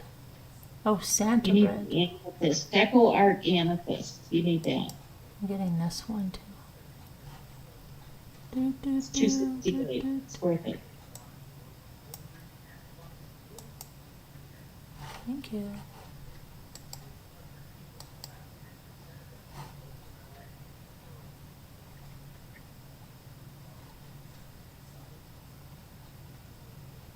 This is very good ratings. Deku Art metallic fan set. Ooh, iridescent. Oh, that's our t-shirt. 6, 7, 8, This 9, is 10, 11, paint. 12, 13, 14. That's a big set.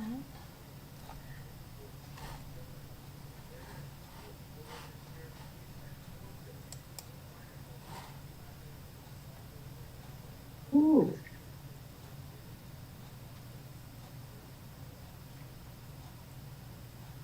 Extreme sheen. 24 karat gold. Deku Art. Ooh. I like that. It's a little bit darker gold. I know, Very it cheerful. says extreme sheen, 24 karat gold. That's what I'm looking at. Only mine's the. I don't know if this is a sapphire now. Yeah, sapphire. It's a sapphire. It's a Deco Art. It's got a new formula.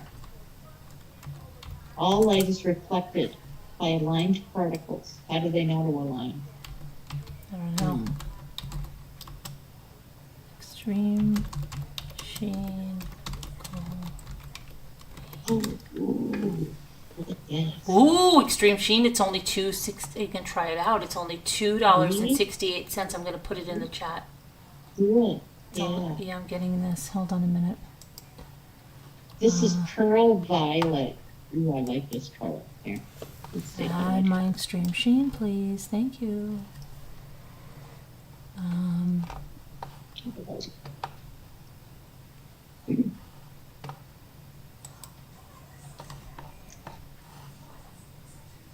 Do you see that? That color? Yes, to Lumiere, I'm getting that. It's pearl violet. It comes in my, I think it comes in my kit that I'm getting. Excellent.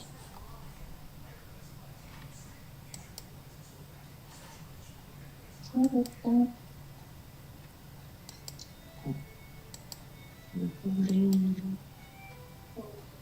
it's fine. Oh my gosh. My phone was down to 7%. Stream. I have to have this pearl violet. What you got a multi-pack of it? Well, I'm gonna put this link to this extreme sheen, which is Amazon's choice, and it's $2.68 for extreme sheen. Here, 24 karat gold. Here you go. Extreme sheen. I'm putting it in the chat. I'll put it in Slack too if you need it. Thank you. Okay. Thanks. All right, I'm gonna put it in Slack right now.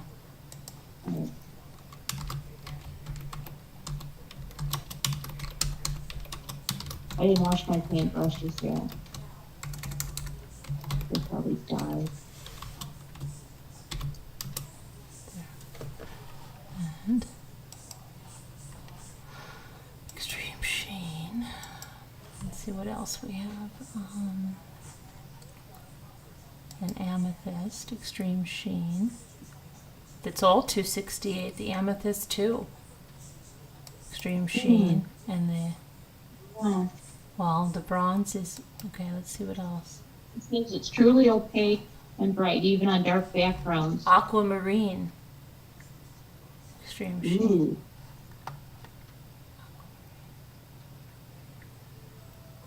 That'd be pretty too. I want them all. Right. All right, I have to get that. See, I like to look at the bestsellers rank, where it ranks on Amazon. It's number 49 in art paints. So what's number 1 in art paints? Get out of here. Apple barrel for 50 cents. Number 1. Ridiculous.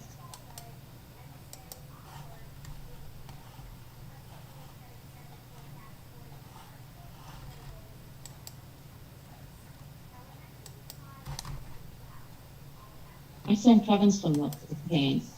I wonder if he's used them yet. Just a few already. One bunch. I gotta get Kevin some napkins. I got the same ones I had.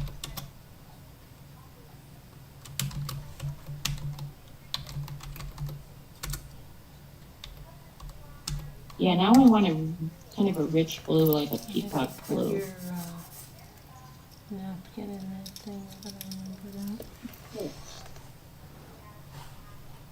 No.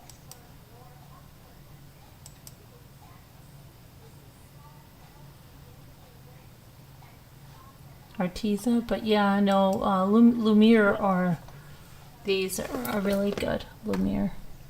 Arteza colored pencils aren't good. If anybody was looking for a not expensive set of, like, you know, the 150 pencils. They're still reasonable. Oh, that's nice. I see that. You put the sparkles on it. I did. I want a little richer gold, I think. More maybe like an antique gold. Would that be the... Well, I have another gold, and this is... Would it be darker and brighter at the same time? Well, that's a little bit of a darker gold. See? Oh, well, yeah. But there is other golds now with an extreme sheen, the 24 karat gold. I like, that sounds like just what I want.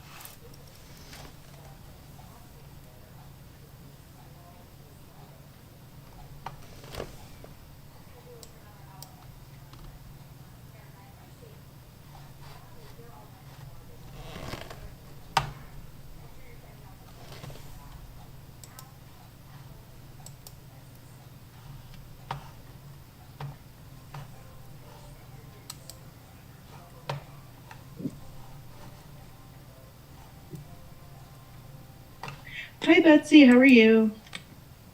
Hi, Betsy. What is that? Peacock pearl. Does anybody watercolor at all? No. No. Denise was wanting to know. What's that? Or stamp. Oh, I don't stamp or ink, no. That's cool though. Do you do calligraphy or whatever that? I think that's what it's called, Denise.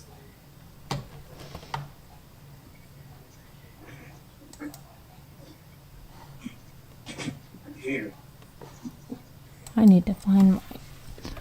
What did I just? We've had a guest visitor. We have a guest visitor? Oh, Minerva, hi. Hi, Minerva. Hi, Minerva. Hi. Oh, she's wearing a hat. Hi, Minerva.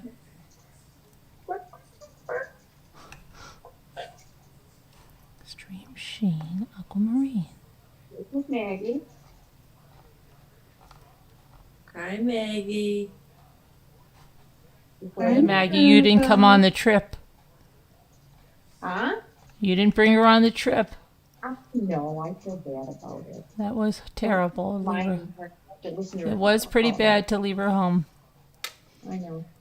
She could have fit. She could have fit. You could have squished her in there. Did you realize that these actually belong to my cats, right? No. But I wonder what would happen if... Maggie belonged to Sophia.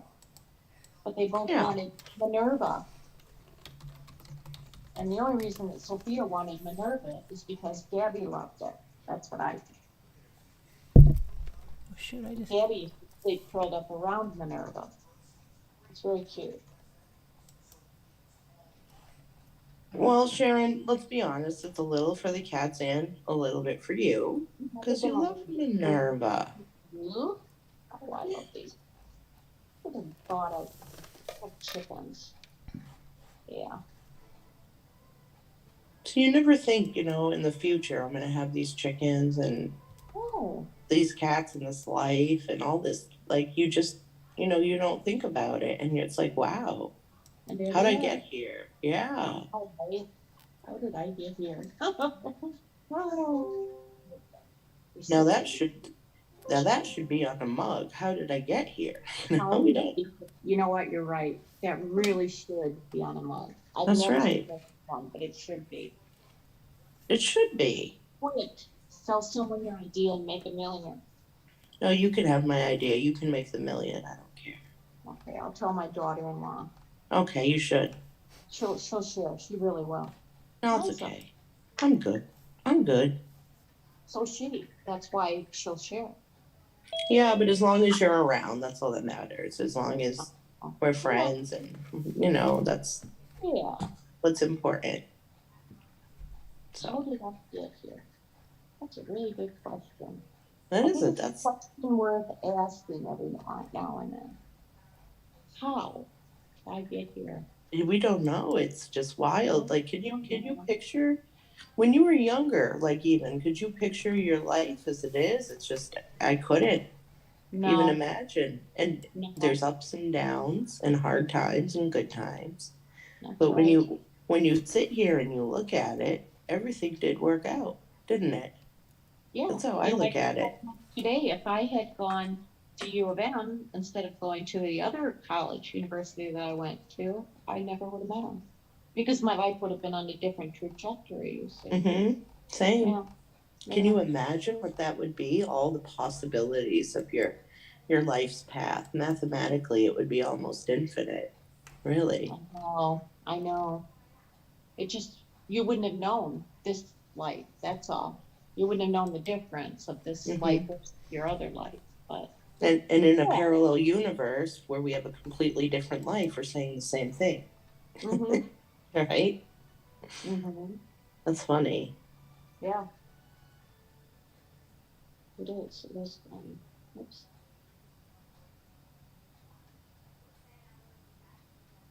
Oh, Debbie S. said Carolyn, her PayPal will go out tomorrow, and she's very, very excited to get her love-filled shells. Oh, okay. That's sweet. Thank you. I'm trying I to sent find out your it. packages, WS, okay, Oh, today. Mike was supposed to have sent you another thing. Did you get that, Carol? I think he did, yes. I think Okay, yes, good. you're all good. And Okay.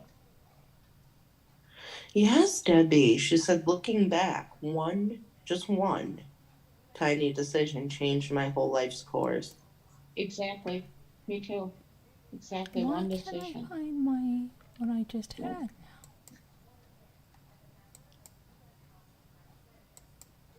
Wow. Well, that's Amazing. a quote by Robert Frost. Two roads diverged in a yellow wood. Yeah. Wow. I like that. One tiny decision changed my whole life's course. Yeah. And continues to do so every single day, essentially. Mm-hmm. Every second, Like, every right. second. Mm-hmm. Think about it. I'm putting my right arm up in the air right now, and that's if I didn't do that, could my whole life's path changed? Really? No telling. Yeah. I just wish I hadn't gone shopping one day. That's all. Just one day. You know what, Sharon? Yeah. You remember how I wanted to stop at that Tuesday morning, that time that my sister and I went to New Jersey? And my sister said I could run into Michael's for 15 minutes, but then we had to go. And I never got to the Tuesday morning, and I said, well, maybe when I go back, go to the Tuesday morning. When we went down to New Jersey last week, I told Jimmy we had to stop in that town. I said, I'm going to that Tuesday morning. Guess what? Oh, good. Guess what? What? It was closed. It was closed down, gone.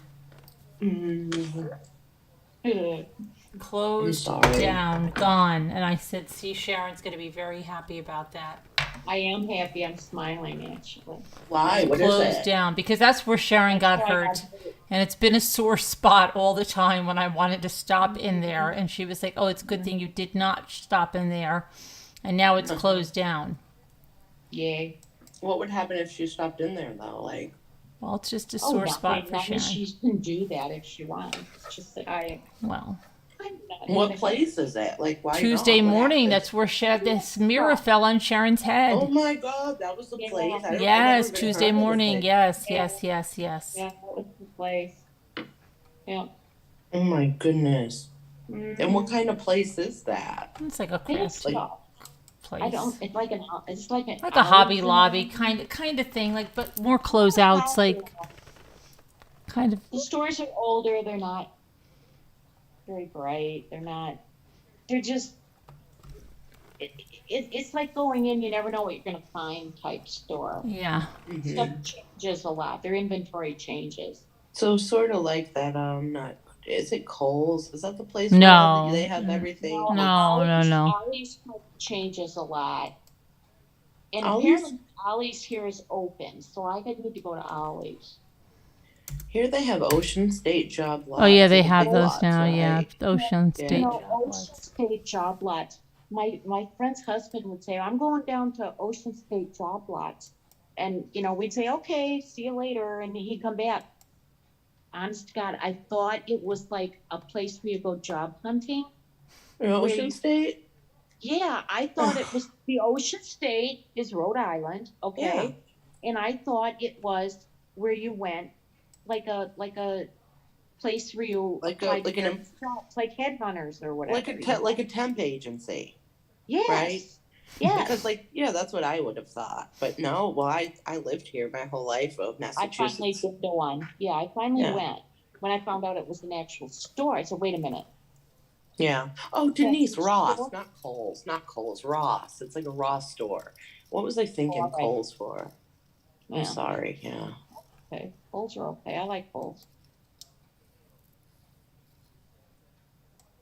I can never see what people see in Target. Yeah, I know. I don't really go there too much. They didn't have much. I really don't see a lot in Target either. It's like it's overpriced because you can get the same stuff in Walmart for less, and I don't buy clothes or anything there. So, I mean, I don't really understand really. And then now they have the grocery store, but it's usually just, I don't know. I just don't see the. They have a grocery store now. I'd say I haven't been to Target. Some of them, yeah. But we don't have a lot of Targets around us. But every time, I don't know. It's just. Even their dollar spot became like they're way overpriced in their dollar spot. It's not, they have things that are $5 that are not worth $5, and it's. Oh no, I agree. I don't know. Just like the home decor, and then I look at it and I go, yeah, it's cute, but it's a lot of junk, people and then that have the same thing. Yeah, it's I don't know. It's just I don't know.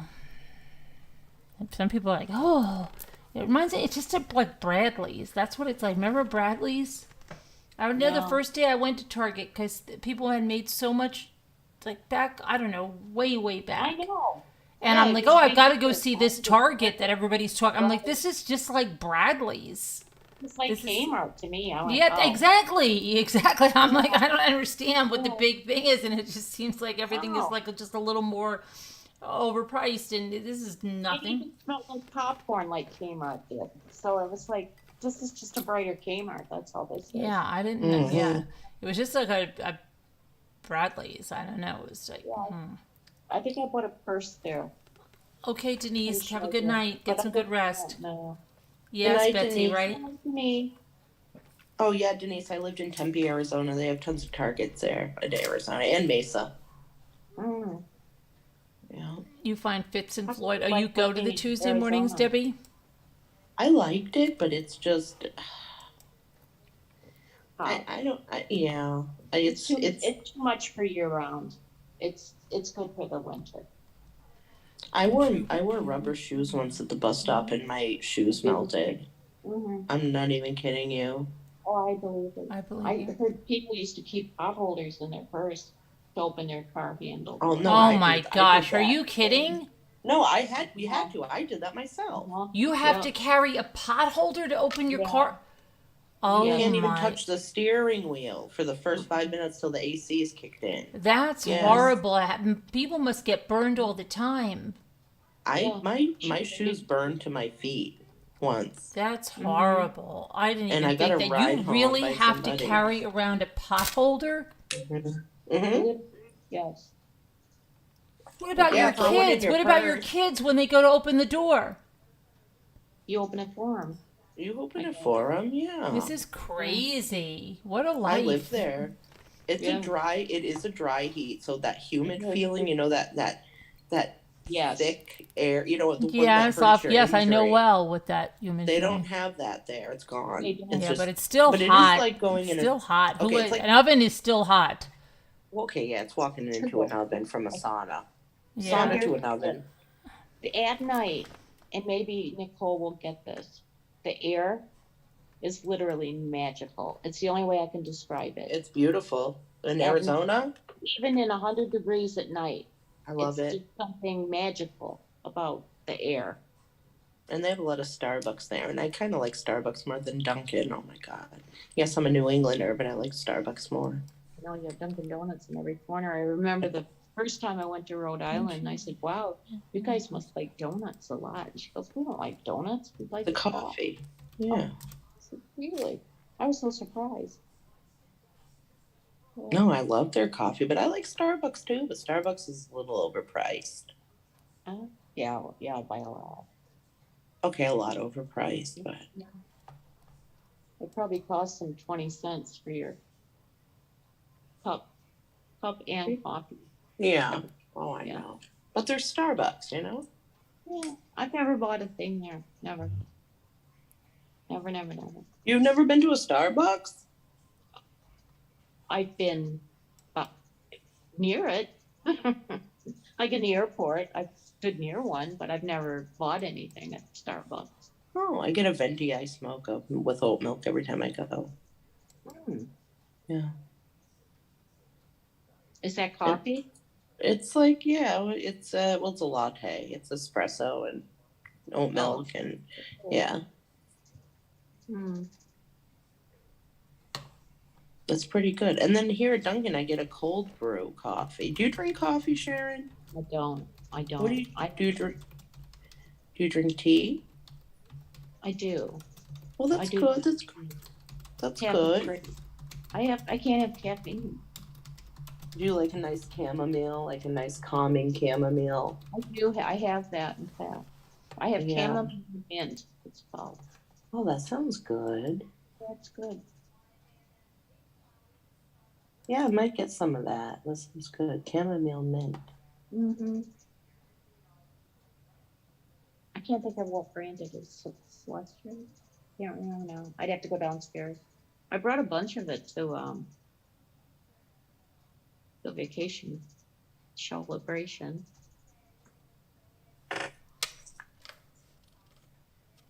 Yeah, celebration. Yeah. Yeah. I need some more shells soon. I need shells really badly. Oh wow, Betsy R said Target dollar spot items that used to be $3 are now $5 at Target. I'll find out where all the good shells are at, Nicole. Yeah, you should let me know. You know that you can get the conch shells, the big shell up there? Did you know that? Mm. Oh yeah. I just found that out today. Well, tell me where and I'll go. You know, at least maybe in the summer.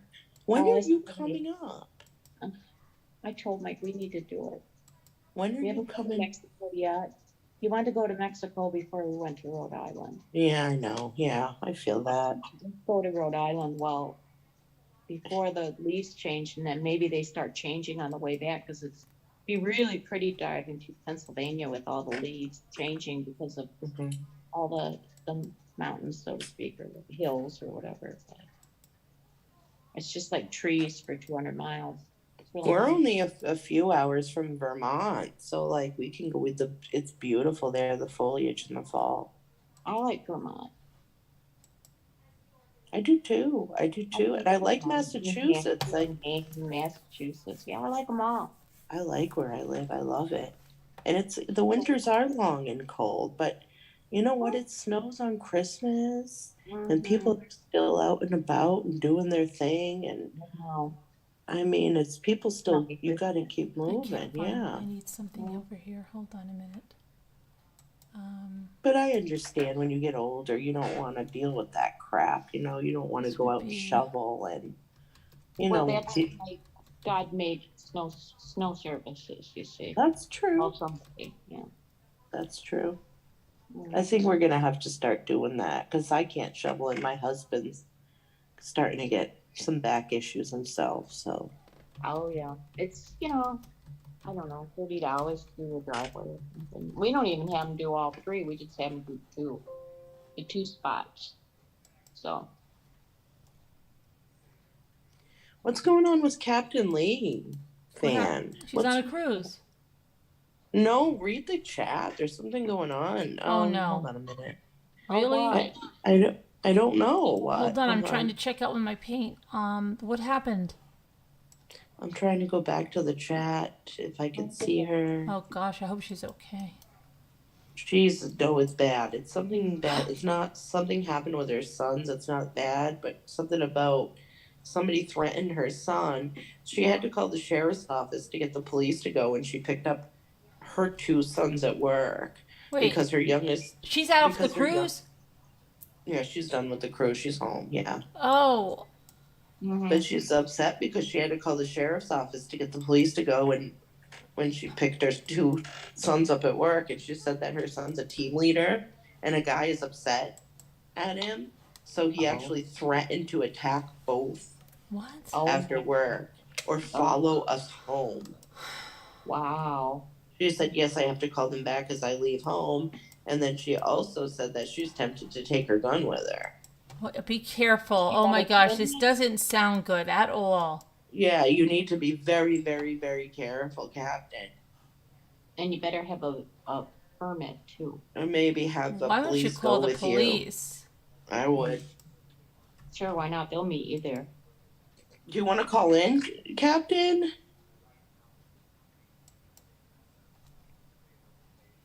I don't know if she's probably called in before. Yeah, you've called in before, Captain Lee.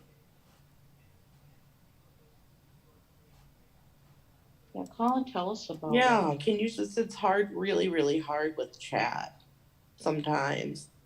She's really, really upset, she said. Call in. Yeah, I would be too. You have us here. You have us. We're here with you. Wow, that's crazy. Yeah, that's crazy. The world is a scary, scary place. Yes. Yeah, call in.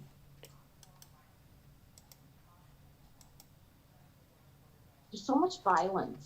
Oh my goodness. Fighting at their football game here yesterday in Detroit. It's like, why? They threaten to follow you. Jersey or something? I mean, come on, what is wrong with people? She's calling in, I think. She said, hang on, she's going to call in. Okay, good. Yeah.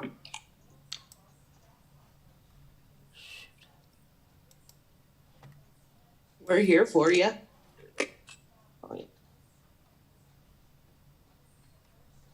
Yeah, this world is crazy. Like, you can't even, like, even road rage stuff ends in extreme violence, murder. It's people jumping on other people's cars.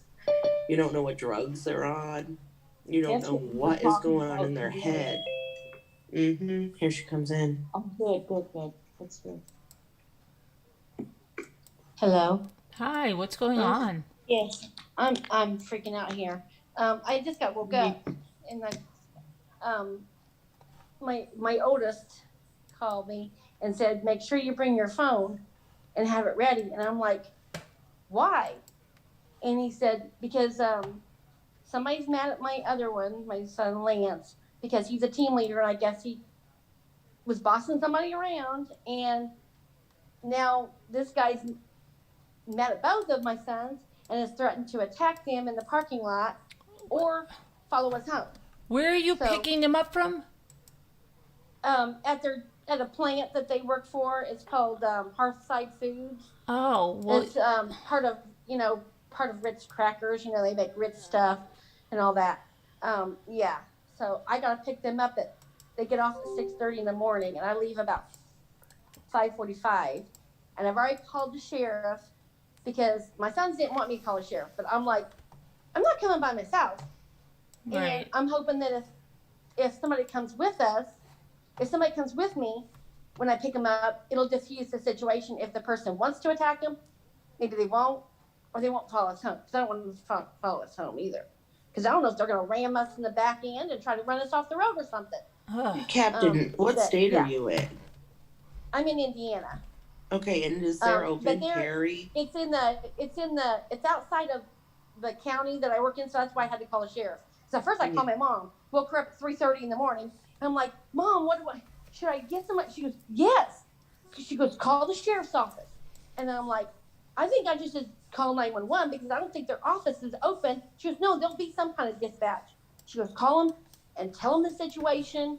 Mm-hmm. And so I'm sitting here shaking. I'm shaking like a leaf. I'm like, "Oh my God," because I'm worried about my son. Yeah. Did you call the sheriff yet? I'm like, I'm thinking, should I take my gun?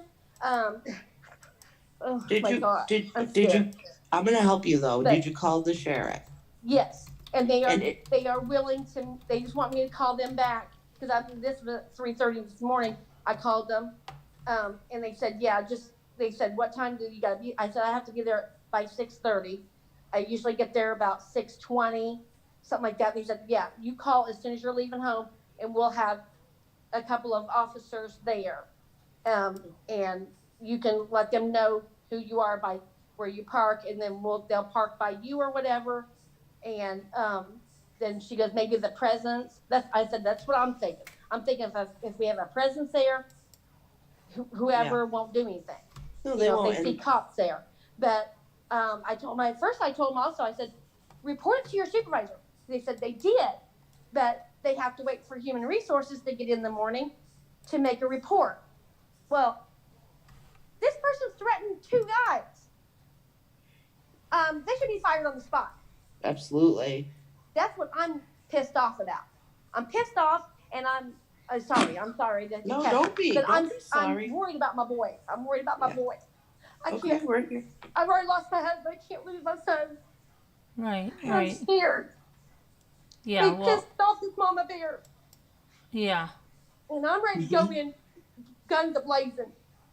Yeah, but you don't want to do that because, Don't do that. I'll knock him out myself.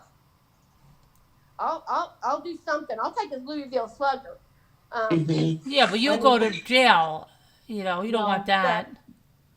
better just not touch my son. That's all I'm saying. They better not touch my son. Whoever it is. How old is your son? My oldest is 32. Yeah, so I'm 32. Am I dreaming? Because I thought 33 because I'm 53. Wait. And my other one is 30. He just turned 30. But wait, am I 31. dreaming, Captain Lee? I thought one of your sons was a preacher. Am I dreaming? Yeah, he's studying to be a preacher. Yes, the one that called me. Okay. And he's like, he's not a fighter, but because he lived, he's like turn the other cheek, kind of person. But he is worried. He's the one that's worried because he's like, he doesn't want to, but like my other one, yeah, he'll fight. But I'm just worried. I'm worried. I'm freaking out here. Well, don't freak out. Wish we were all on vacation now. And come home to this crap. Yeah, it'll be all right. I'm chain smoking because I'm freaking out. That's okay. That's okay. It's all okay. It's all okay to freak out. It's okay. Yeah. But yeah, this wasn't how I wanted to get woke up this morning. No. I thought you were still on the cruise. I don't know what I'm drinking. I thought you were still on the cruise. I got home late Friday. Took us 2 days to drive home because we were both tired. Yeah. I'll sit on the phone here with you the whole time while you go. Well, I will have to hang up to call to let them know that I'm heading out and for them to make sure that they are there.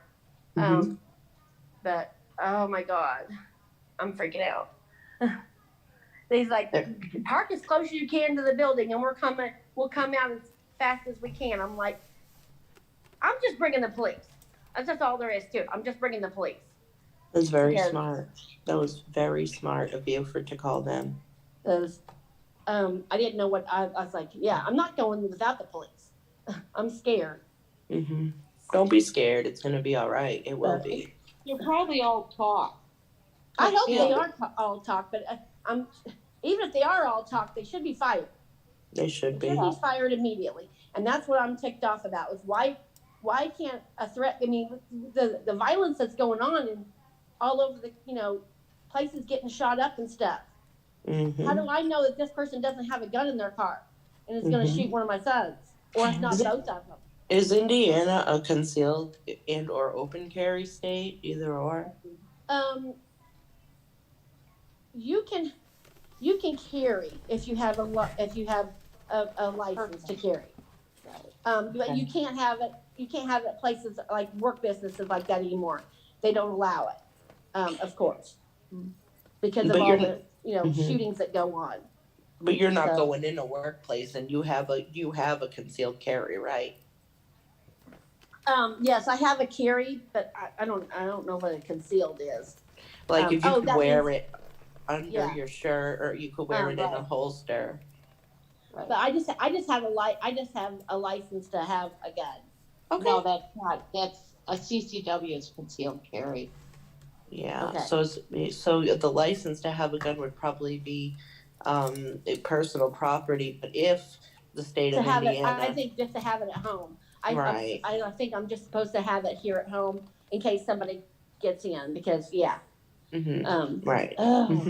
You're okay. It's good. You're good. I'm gonna be here the whole time. I'll be here the whole time. Oh my gosh, I'm just like freaking out. They live with you? Yes, they one lived with me when my husband died, and the other one came back when after my husband, so that I wouldn't be, so I had my sons. I needed somebody. Right. Yeah, I can't be alone right now. I get too depressed. But right. Oh Lord. Well, I'm glad you called. I'm glad. Well, I just happened to see you guys on. I was like, oh, thank God, I got somewhere to to chat and stuff. Yeah. While I'm freaking out. Do you know how much easier it is for you to call in and just talk about it instead of all the chat is very difficult. You know. So it's good that you're here. But it'll be all right. I'm just. The sheriff. I don't want to go. I don't want to go, but then I gotta go because I gotta make sure But I'm like, I hope it's all talk and just somebody blowing off. But yeah. I'm like, what happened? Tell me what happened. And he goes, he just made somebody mad. And I was like, well, why are they mad at both? He said, well, because I'm his brother, and of course we're lumped together. And I'm like, Hey, Captain. well, of course he's not gonna. If he attacks my youngest son, he probably figures my oldest is gonna, get in. So he's just decided he's gonna attack both of them. He's just gonna. I don't know. Okay, so if open carry, WS said if open carry is legal in your state, it's fine for you to take the gun if it's registered with you. If in the state of Indiana, let me just take a look. I'll look at the law real quick, okay? If I didn't have the police going, I probably would take it. Hold on. But also my second question is, do they have a vehicle there right now? So if they wanted to drive home, they could drive home without you? Okay, no, so we just have one vehicle. Okay. We just have one vehicle, and I keep it so that in case my mom needs me. Okay. So I take them and drop them off, and then I go back in the morning and pick them up.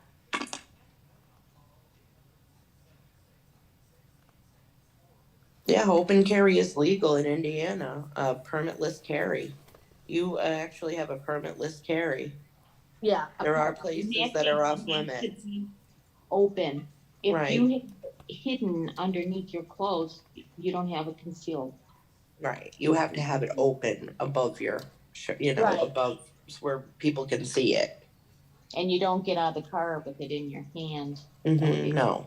Oh yeah, I wouldn't do that, but yeah. But you can you can't go in the workplace with that, okay? Right. But if you're in the parking lot and you're standing up in the car and you have that on you open, but it can't be concealed. Where people can see it, just not in the buildings at all. Leave your gun at I think home. I think I'm just gonna leave it here. But I'm gonna call the police back and make sure that they are going to. If they say that something's happened and they can't go with me, then I'll take something. Yeah, and that the lady assured me that somebody would be able, if not have more than one, possibly there. Yeah. Yeah, as this is a new law, by the way, July 1st, 2022. Open carry. Yeah. I'm like, I'm just hoping that maybe if this guy does want to really do something, that if I have somebody there of authority, that it'll deter the situation, and they'll think, okay, yeah. I believe it will. I believe it will diffuse the situation if there's a police officer present. Absolutely. No doubt about it. Like these guys. I'm just mad. I'm just mad that they didn't fire this person on the spot. They should have. Well, did they hear him? I don't. Well, my son said there was a couple people on the line that heard it, and he's been shooting his mouth off all night, and mad at my son, or the one that's a team leader, because I guess he got on him a couple of times for either being too slow or not coming. He's always telling me that there's this one guy that likes to come back from break late, and I don't know if this is the guy. I don't know. Just said that he's mad at my son that's a team leader, and he's wanting and because they're brothers, then now he's just like he's after both of them. Well, make sure the police go. And a threat was made, and if they did tell the supervisor, and I'm like, well, then why isn't he fired? I mean, that's supposed to take stuff seriously. Is it a union shop? I don't know if they have the union or not. I don't know. They have my youngest hasn't. He's only been working there about 6 months, and then my other one just started there a month ago. He followed his brother there because he was making better money. Yeah. Your son's a team lead captain, so it's his job to help people. Yeah, it's his job to. I mean, they have to understand that it is his job that he's supposed to call people out when they're too slow, or if they're taking too long of breaks, or My roommate's a team lead. I know. And so, yeah, they have to understand that they're going to get grouched at and they're going to get told, and he can do it. And I mean, he does it, tries to do it in a nice way and not, but I'm like, oh my God. This is not the way to wake somebody up. This is tell them to make sure they bring their cell phone. And I'm like, why? And we're being threatened that we're going to get attacked in the parking lot when we leave or followed home. And I'm like, oh, great. Yeah. Well, you know what? I'm glad they called you. I'm glad they did, though, in a way, and it's just good. Yeah, because this way that gave me a chance to think and get my head together and think, oh, well, then I'm gonna call somebody to find out if I can get somebody to meet me there or follow me or whatever. But I guess they're just gonna meet me there. Yeah, just make sure, call again before you go. Yeah. Let them know what time again you're leaving, and just let them know to meet you there. And even before you get there, I would even call again. Before you even get into the lot. And it should be fine. I'm just really ticked off. Don't mess with my son. Don't mess with my son.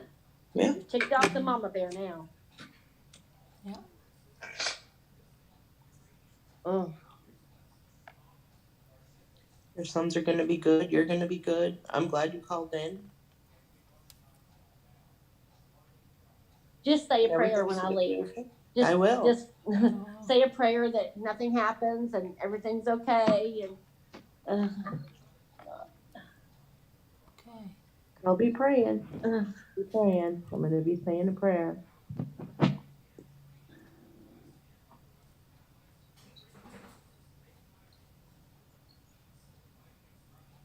in other news, my cruise was great. Oh, yeah. Yeah, I saw the pictures. It looked amazing. Hey, real quick though, It's still on there. Captain, Yeah. make sure your son makes a written note to his supervisor about the incident tonight. Maybe you can just drop him a text. I think that was something they already did when they talked to their supervisor. A report was made to the HR, but of course HR is not in there. And so they were telling me that HR has to investigate it. Mm-hmm. But makes he no needs sense that to me. incident on paper. Make sure he writes it down and gives it about tonight. Because this should be it for this guy. This should be absolutely Yeah, it. if they allow him tomorrow night, I mean, they might allow him to come in and then just walk him back out. But as far as I'm concerned, he should have been fired immediately. He shouldn't be able to make threats. No. I mean, especially to do bodily harm. My son wanted me to wait to call the police if something happened, and I'm like, no. You don't wait till something happens, because I mean, then I'm really going to be crazy if somebody hurts. That one of them gets hurt. Yeah. I think the police will just kind of act like they're just minding their own business. But I don't know why.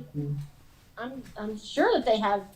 Oh, I should have asked them if they could come out with security or something, but I don't. I'm sure they have security. Well, all plants have security. Yeah, they do. But if you GPS said if you do it, if he did it verbal, so if he did it verbal now he needs to follow up with the note saying thanks for listening to me about the incident, describing the incident with a date. That's what just to have. You know what I'm saying? Incident report. They have incident reports. Plus, he needs to get the people that hurt him to write an incident report too. Now, whether or not they'd be willing to, I don't know, but back it up. Right. Yeah. Are there cameras in that parking lot, Captain? Yes, there are cameras. I've seen the cameras. Yes. Very good. That's all they Hopefully need. they are working. I don't know if they're working, but I have seen cameras when I've picked them up. If security is there at all times, the cameras are working. Yeah. All right, stay with us, Captain Lee. I didn't realize it was 4:30, so we're going to log off right now. Can't believe it's 4:30. We'll stay in here. You stay in the Zoom with us. Yeah, but everybody be good. See you tomorrow. Love you guys. God bless. Thank you for watching. We'll see you tomorrow. Prayers for all that need them. Bye, guys. Bye, everybody. Bye, everybody. Pray for Captain, please. Bye bye. Pray for Captain.